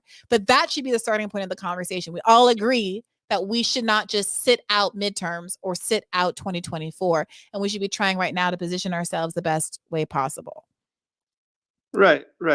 I mean, I think to me, the crucial point in there is just that, I don't want folks on the left to be too cool for jumping on board basically with both all right, we're going to support the inside candidate basically until they inevitably get snaked. And then we're going to turn around and support a third party because we need to build a basis for a challenge to the duopoly.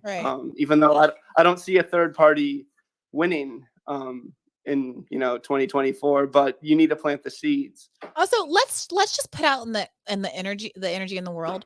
We don't all have to caveat, and I'm saying this to myself too, not just to you, Amos. We don't have to caveat, I don't think that they're going to actually win, because that's big loser energy. And that's what you say when you don't want one of the, Brooklyn podcast elites to sneer at you for being overly positive or optimistic or sanguine or something. We all know what the odds are. Right. And I said this to Shama and Chris as well. I understand it's going to be hard. No one has to ever say again, organizing is hard. Organizing needs to be prioritized. It's an uphill battle. Third parties have never won. Let's all just grant that we're on the same page there and cut to the chase. Because also I think that, to pull a line from my friend Marianne Williamson here, we are manifesting some stuff that we don't need to be manifesting. We all know it's hard. And I wouldn't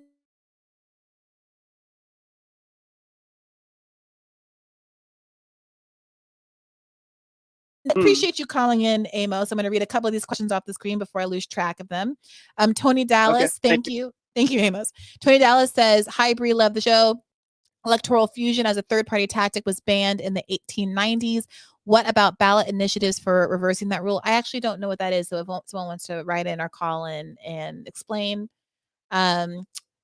Hink Highlight says, thank you for your contribution, Hink.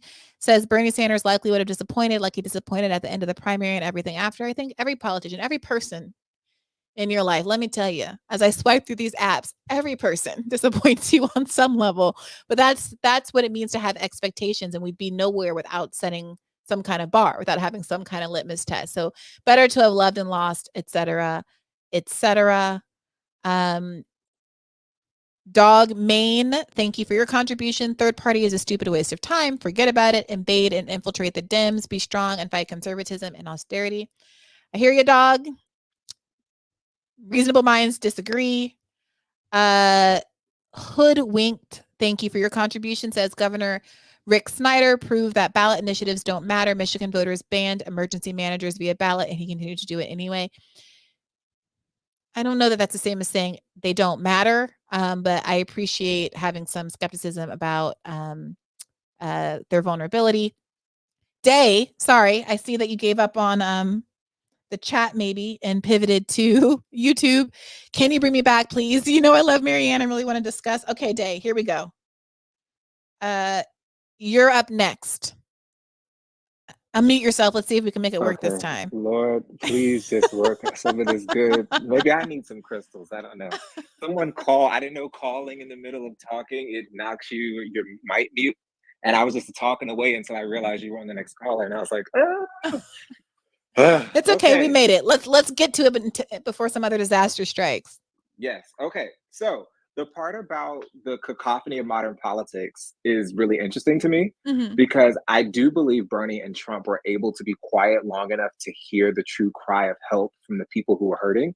Now, while they did do that, while what they did with that pain differed, it shows the validity to the practice, because I think when you're another way of saying it is when you're so blind or immersed in the tastemakers, you miss, I think Marianne said it on Breaking Points, you miss the people, the homeless people, or you miss the people suffering as you walk down the streets of DC just because you have that tunnel vision. But what I had a whole other thing to talk about, but someone brought up the church versus state argument, and they brought up, will her spirituality be a hindrance? So I want to address those two things. I feel like I'm the only person so far who wants to kind of wrestle with that. Sure. So for the church versus state argument, church versus state isn't to say that spirituality has no place in the conversation.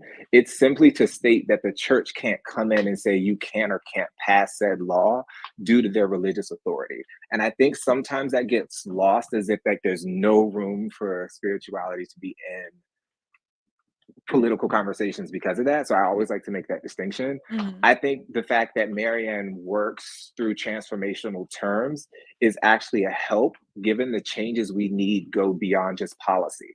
It requires like a holistic political approach that addresses the psychological and emotional impact of policy change. People aren't just some beings, some reasonable, logical beings who operate only from a place of reason and logic, which is why her point on Yang's podcast about how bad economic policy feels like a mental and emotional shackle on many people, and how that then bleeds into their behaviors and how it hurts their health, given how stress impacts the body. So to your earlier point, like, no spiritual teaching gives us an excuse to ignore human suffering. And so for me, it's like, if somebody believes that it does, it's a clear sign for me to have a lot of questions for that person. And I'm gonna wrap this portion up so we can talk and speak. But Marianne, this is one thing that I tried to stress to people. There are different leadership styles. And I always say Marianne is a visionary leadership style. And so for so long, we have praised a technocratic type leader that I think like her spirituality gives her a lens through which she can find moral ground on which to align our collective behavior, AKA politics. Like Marianne isn't just spiritual. She has a strong understanding of politics and how to weave the two. And I think that's the part that people forget. They just say, well, she's just spiritual. I'm like, no, she's actually learned on politics. And I think your question to, can she speak to the right, is important, because I personally believe that Marianne can speak with some of the evangelical right and can neutralize some of the fervent hardcore zealots, because she has a vast understanding of the spiritual world and doctrine and can rightfully critique the pseudo-spiritual framing that dominates on the right. You can't just quote a scripture and play her, because she has a thorough understanding of many world religions and sees the through line that connects them all. So I feel like many weaponizers of religion on the right create a false image of God that conveniently hates all the same people that they do, which permits a reading of the scripture that conveniently confirms their biases. That makes it easy to convince people of harmful policies under the guise of God's work, despite being divorced from the true principles of the God. If they believe that God is indeed love, God is love, is actually a thing, then you have to actually reflect that in your politics. So. You're so silly. Look, I'm with you. I'm ready to sign up. Where's the day campaign? Are you gonna run? You throwing your hat in the ring for 2024? Look, I'm not even bullcrapping. When people say that, that makes me like cringe, because I'm like, I don't know if I can do that. But if Marianne wants people on her comp team, because I actually have ideas for that, listen, tell her to call me. I would strongly recommend. Look, I always appreciate your insight. I think you're right.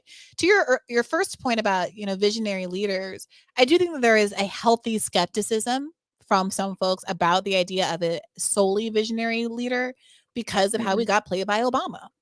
And there was this idea that he said the right thing. I remember literally saying to someone in like 2008, because there was all this debate about whether or not he had enough experience. That was how Hillary was trying to get him, right? Like he didn't have the experience. He didn't have a record.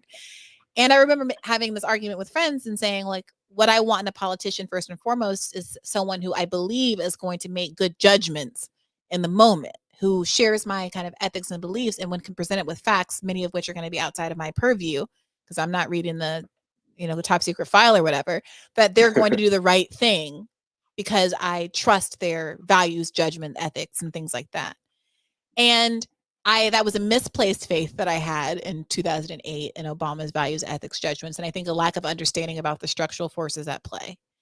And when it came to Bernie Sanders, I had a lot more faith in his values, ethics, etc. And who knows if I would have been disappointed, to the previous caller's point, or whether those would have borne out. I think his record and his career speaks to his commitments much more so than someone like Barack Obama. So I'm much more confident in somebody like Bernie Sanders, despite, yes, the ways in which maybe he's disappointed as of late. But I truly do. I mean, as someone who was really raised fully agnostic, like neither my parents are religious. My mother wasn't raised religious. Like there's just no religion anywhere in my space. It feels like a warm hug. I said on the last call-in that I hadn't scheduled Monday's interview yet, and I just wanted to talk to someone who was like nice to me and wouldn't fight with me and make me feel like I had to tear my hair out and feel alone and isolated in the world. And after that call-in episode, I was like, oh, I should just call Marianne, see if Marianne will let me interview her for Monday's episode. And obviously she said yes.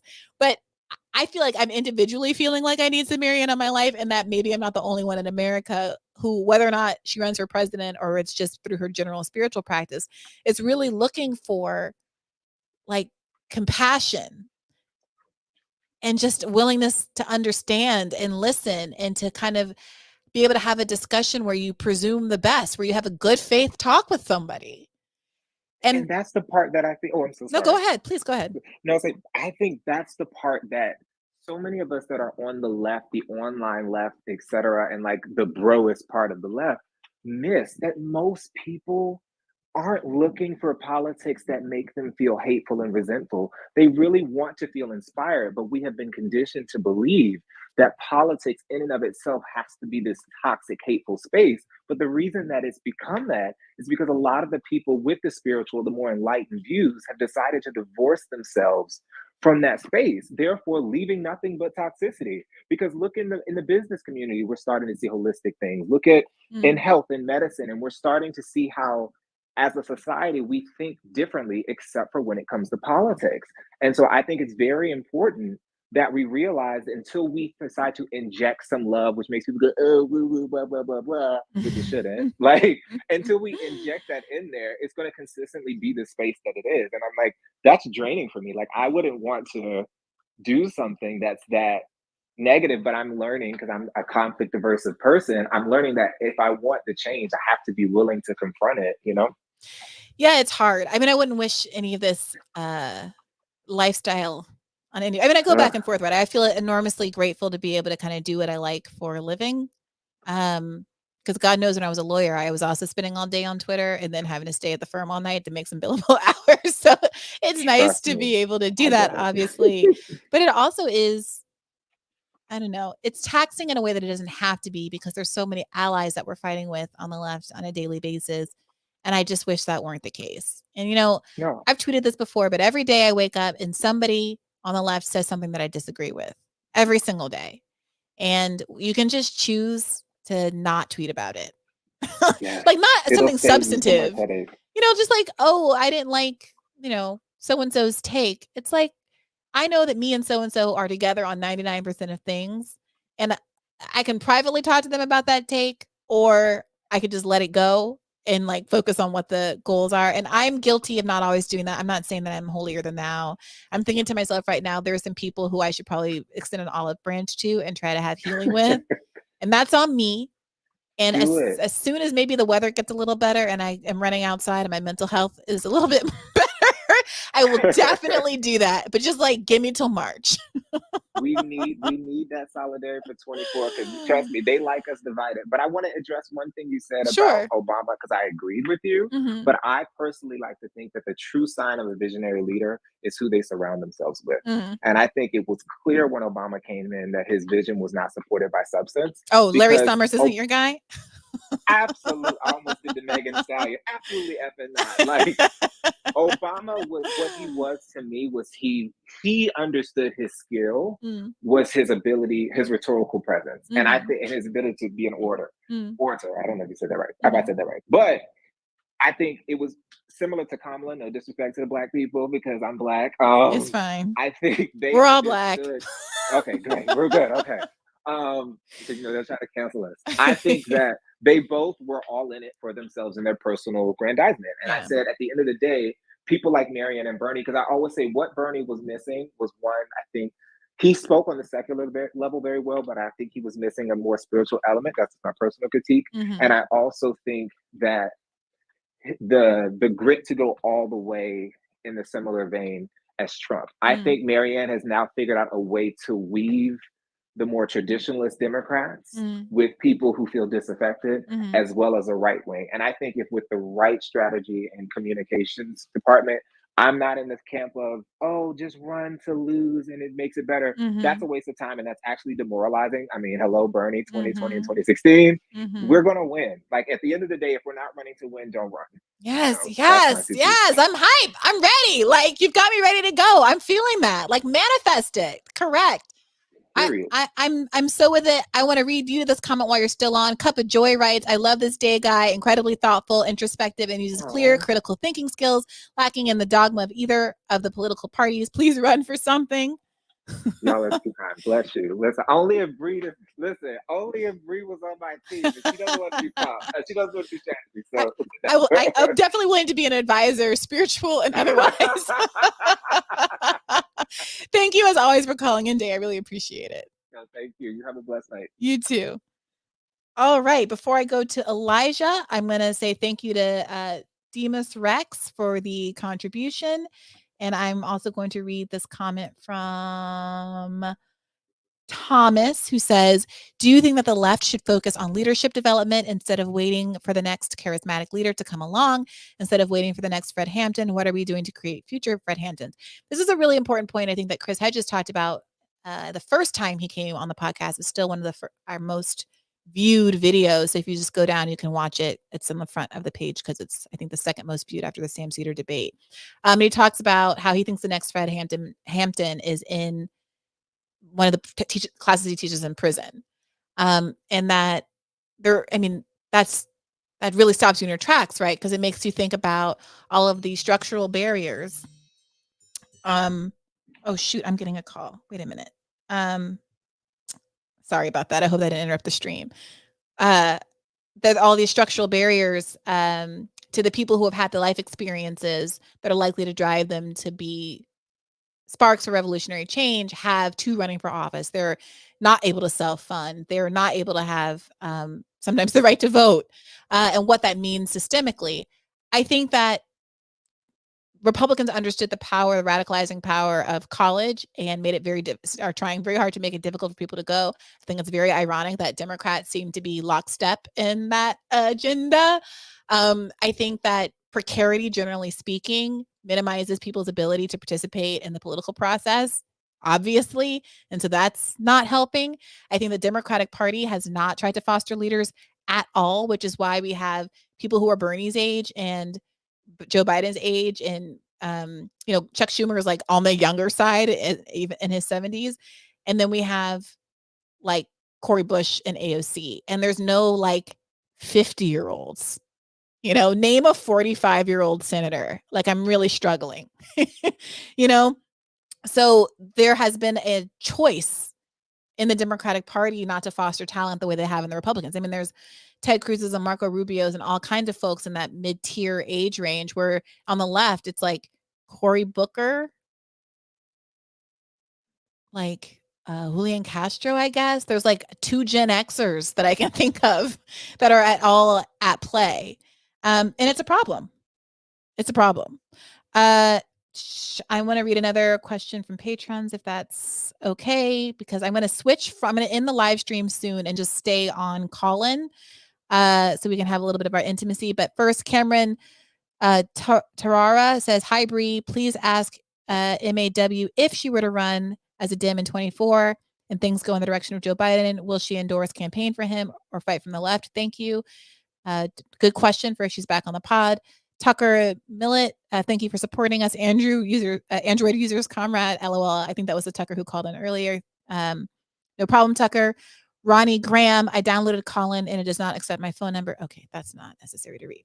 All right. Okay, let's hear from Elijah. What's on your mind, Elijah? Unmute yourself with the mic button in the bottom right-hand corner of the screen. There Thank you go. you. Hi. Hi. How you doing? What's on your mind? I'm good, thanks. I wanted to talk about Marianne Williamson because I was a supporter of hers in 2020, and also Bernie. And I initially voted for Bernie because I just felt that's where the energy was. But I thought Marianne had more progressive policies whenever you really looked at them and compared them. And also, I felt with Bernie in 2016, he really had this fire that, you know, it spoke to me. And I felt that whenever I would listen to Marianne in 2020, I would listen to all her speeches, and I saw her a lot of times, you know, whenever she would come to LA. And also, I would listen to her interviews, and although I didn't always agree with some things, she would shift on the things that I didn't agree on, like Medicare for all.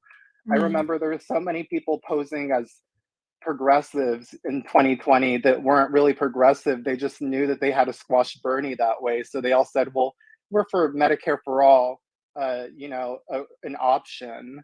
And I heard that Marianne, she said that to Jimmy Dore, and then she originally switched it later on because she was informed about how that would gunk up the system. And she knew that that was a talking point. And with Julian Assange, whenever she educated herself about what was going on there, she was for him. And with Afghanistan, you know, she had some mixed feelings about the war, but whenever she found out what was really going on there, she was against the war. And with Taiwan, I recently heard her talking about how she knows that she was being informed how there's talking points about Taiwan and how the airspace we were flying into was actually a space that the US government set up. And, you know, to address one of the callers earlier, spiritual movements were the leaders of a lot of social change in this country with abolition, women's suffrage, civil rights. And whenever I met Marianne, I told her, Bernie got me into politics, but you made me proud to be an American. You made me realize that we're so not attached to these things we stand for as a country. You know, it really awoken something in me that made me want to get involved. And I hear her calling out the squad now, you know, and that's something she also wasn't doing prior. But she recently said that the squad were all these people that are in the squad were not around elite power before in their lives. And I think something powerful we should see about Marianne is not only that she does evolve to the right side because of her spirituality, it's also why she's a progressive, you know, and because she's been in these elite circles before, she's not gonna be so vulnerable to these forces that members of the squad were. Yeah, I like the argument. I mean, of course, time will tell, and everyone should have healthy skepticism and all that stuff, the crocodile shoe comment and all that from earlier. But I like the argument, and I think I trust someone who's willing to address, admit their mistakes, and kind of course correct much more than someone who just claims to be righteous all the time. Because none of us are going to be right. You know, a lot of people are mad about some of the mistakes AOC made early on talking about Israel and Palestine. I mean, but if people are willing to course correct, you know, I have personally had, you know, disagreements and, you know, conversations with Marianne about, you know, we happened to have been hanging out that day. It was my birthday. The day that, you know, the Afghanistan tweet, you know, went viral and all that stuff. Yes. And we discussed it. You know, I obviously don't want to disclose, you know, but we discussed it and we disagree about things. But I really appreciate about her that, unlike a lot of folks, she is willing to have that good faith conversation and not write you off as a human being because you're on a different side of an issue that she cares very deeply about, you know. And I will say this also, I enjoyed my conversation with Megyn Kelly today. You know, she's someone who does not believe there should be a $15 minimum wage. We are far apart on many issues. But there was something incredibly refreshing about being able to just talk openly with someone who owns their values and who I didn't feel like was going to cancel me for having a different opinion. You know, I don't know what to say about that. Like it kind of sucks that those kind of conversations are so rare that it feels refreshing to have them in that kind of a context. But I'll say this about Marianne. I trust her ability to get through to people and talk to people, in part because she has spent decades talking to people who are very ideologically disparate, but who are coming together around some kind of spiritual core. And so she's used to it. You know, you heard her talk on the podcast about what it was like for her on the campaign trail and how she was able to flip rooms and people were so responsive to her.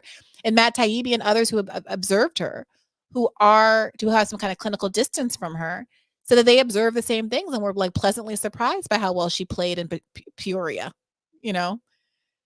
So I'm with you. I agree. And I appreciate your comments, Elijah. Yeah, of course. Thank you so much for taking my call. Of course. Thank you for calling in and supporting the show. Of course. I'm a Bad Faith family member. Well, thank you for that as well. Patrons, if you're listening, go ahead and drop a comment in the patron chat and I will prioritize it. I gotta support the faithful. But thank you so much, Elijah. I appreciate it. Of course. Thank you. All right, I'm going to read this comment off the screen from Zayden. Thank you, Zayden, who says, the situation is ripe for a socialist agenda, but we don't have the resources and institutions to exploit it. The task is to build socialist politics so that in 2024 and 2026, we can get serious wins. I hear that, Zayden. I'm refreshing the patron clip, and I'm hearing people say... Ooh, a lot of new comments. My bad. I've been neglecting this. Ronnie Graham says, I watched your interview with Megan today and derided her comment saying employees of small businesses will be fined with a $9 to $10 an hour because if they paid more, these businesses would hire less people.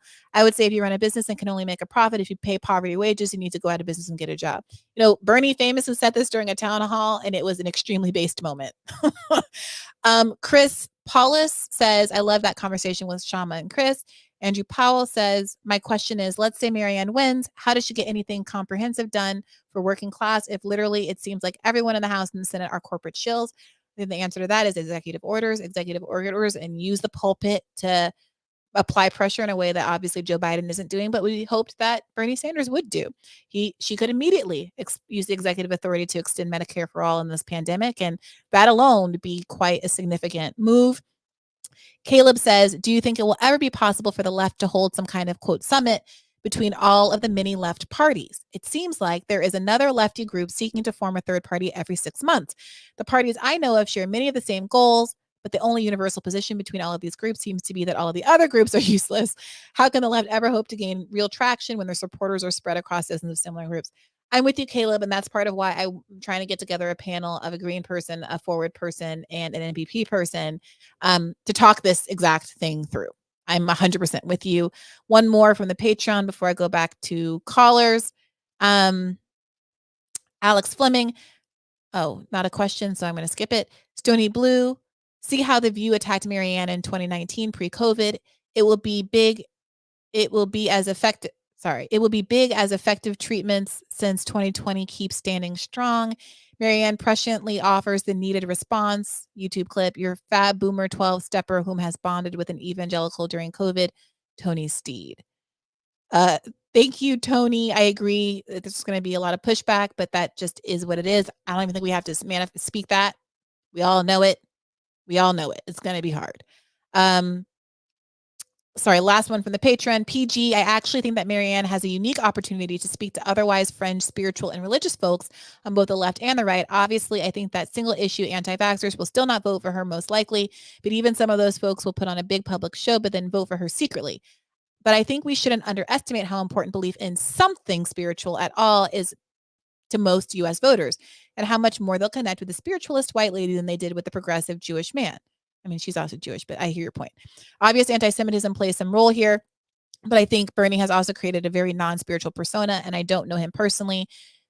I don't know how much that is who he is. But he never talked about God from what I heard, and Marianne has and does and will, even if her God and her Jesus are not the same as most fundy Christians are used to. again, just I don't think this person knows that Marianne's Jewish, but as a queer who was raised Mormon and then became an atheistic paganish person with a detour in yoga land and an MLM scheme or two along the way, I can confirm that in all those spaces, I have interacted with folks who will totally resonate with Marianne's humanist spirituality if they haven't already in her many books and recent debates.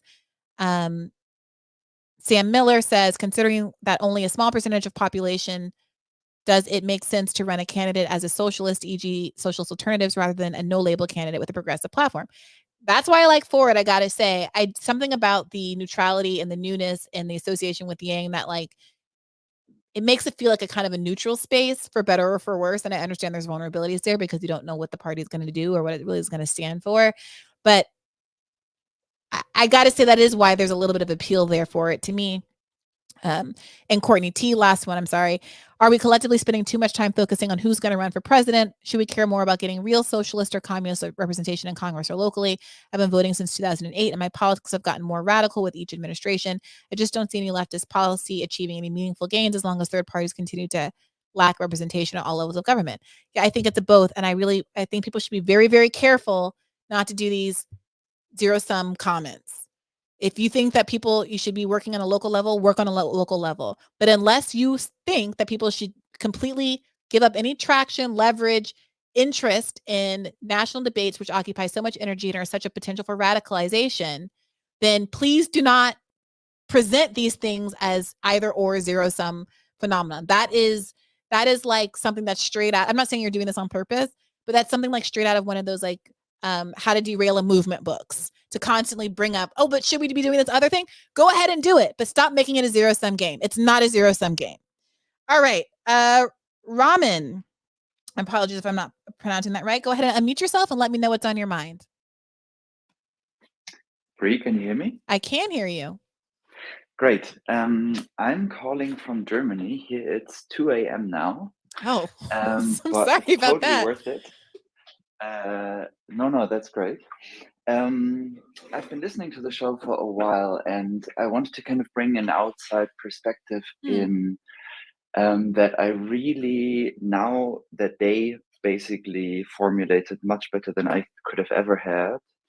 I think Jason and Anna also touched on that spirituality point. And here in Germany, we just had elections, and the left-wing party, which kind of dates back to Eastern Germany, got under 5%, which normally would have meant that they would not get into parliament, and they only got in because of 2 or 3 representatives that got in directly, which is an abysmal turnout for left-wing politics here, even though the policies are theoretically there. So when I heard the interview with Marianne, it really resonated something in me that I before had felt with Colonel West and Bernie, of course, which is exactly that merging of spirituality and politics. And I would definitely Bernie, of course, support, which is exactly that merging. Oh, now I hear myself. I would definitely support what they said, that I think someone like Marianne can reach so many more people with her spiritual work, but also just with the fluency of the way she speaks and how she can bring across these left-wing politics to people who normally wouldn't consider themselves left-wing. Yeah, I completely agree. And it's heartening to hear that that's also your perspective on things from the other side of the pond.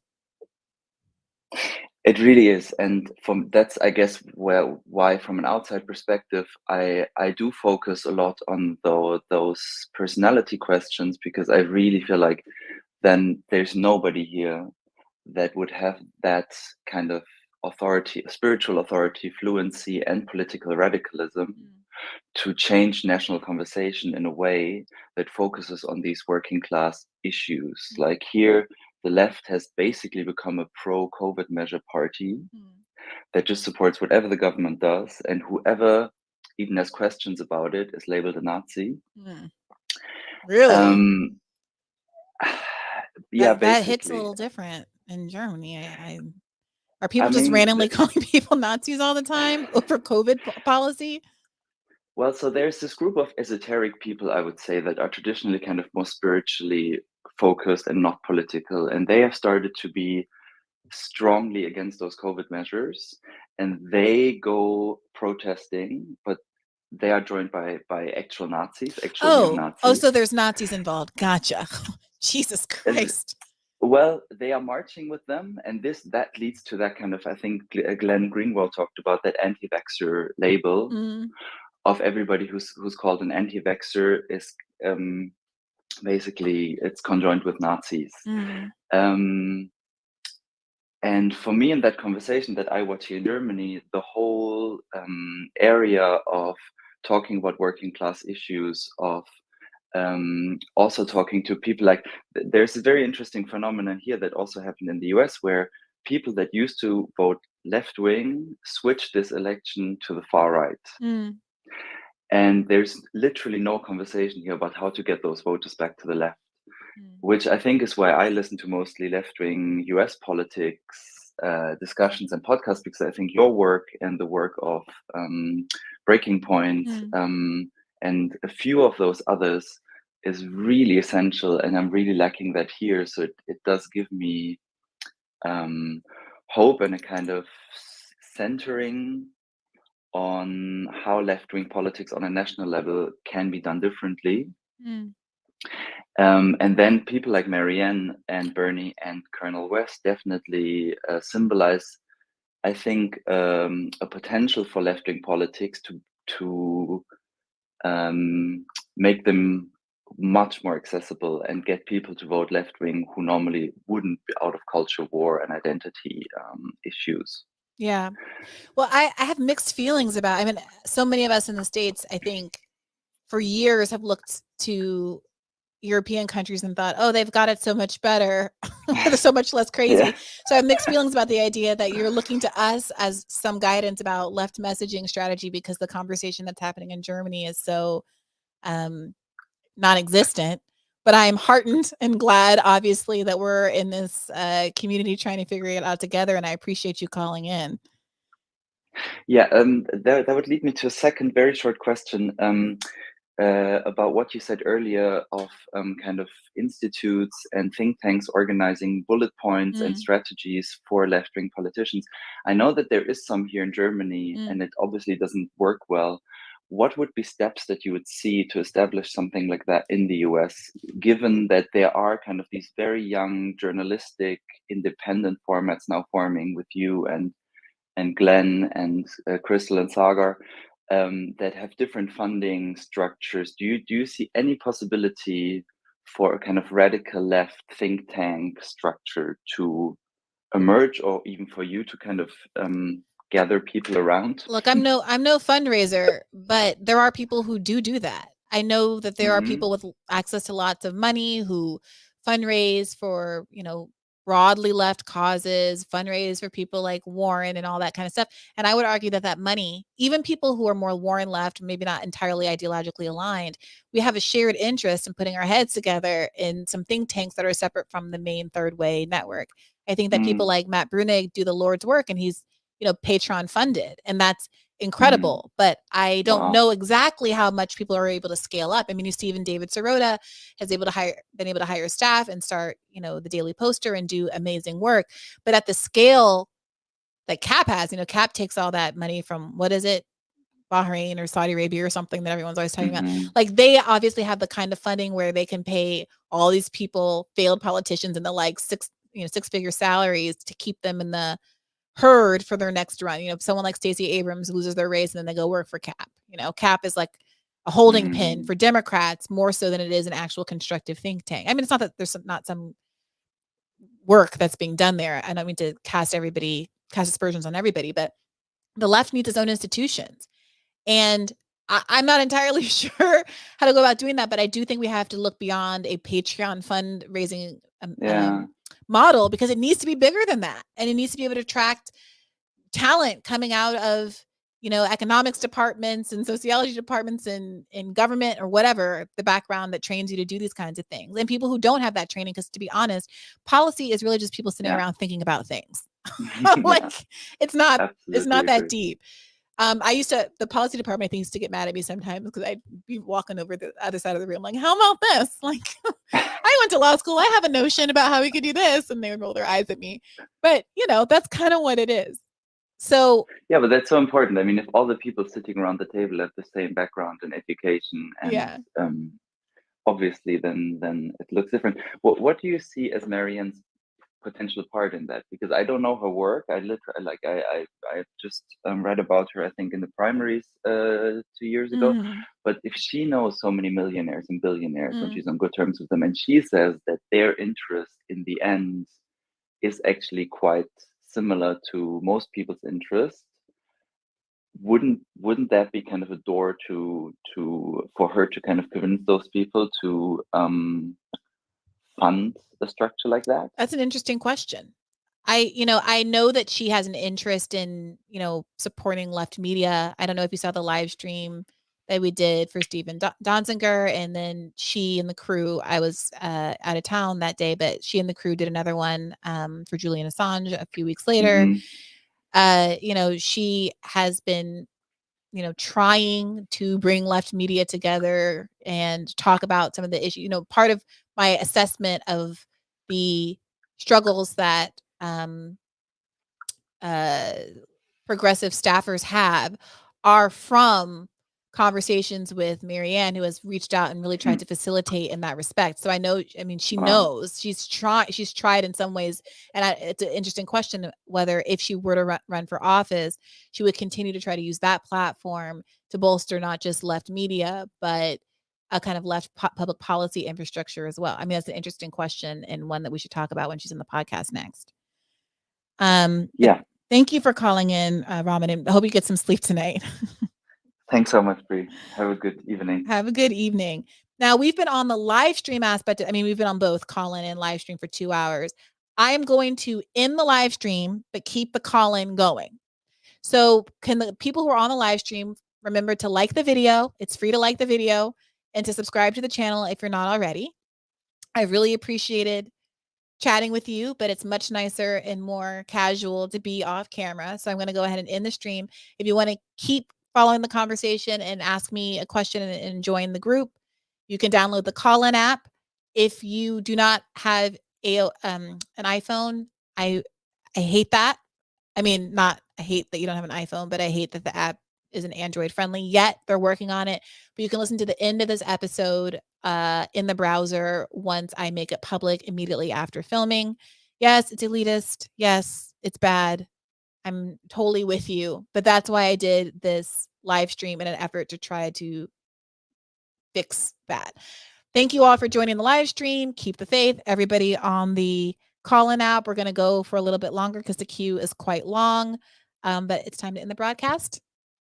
Bye, all. Like, subscribe.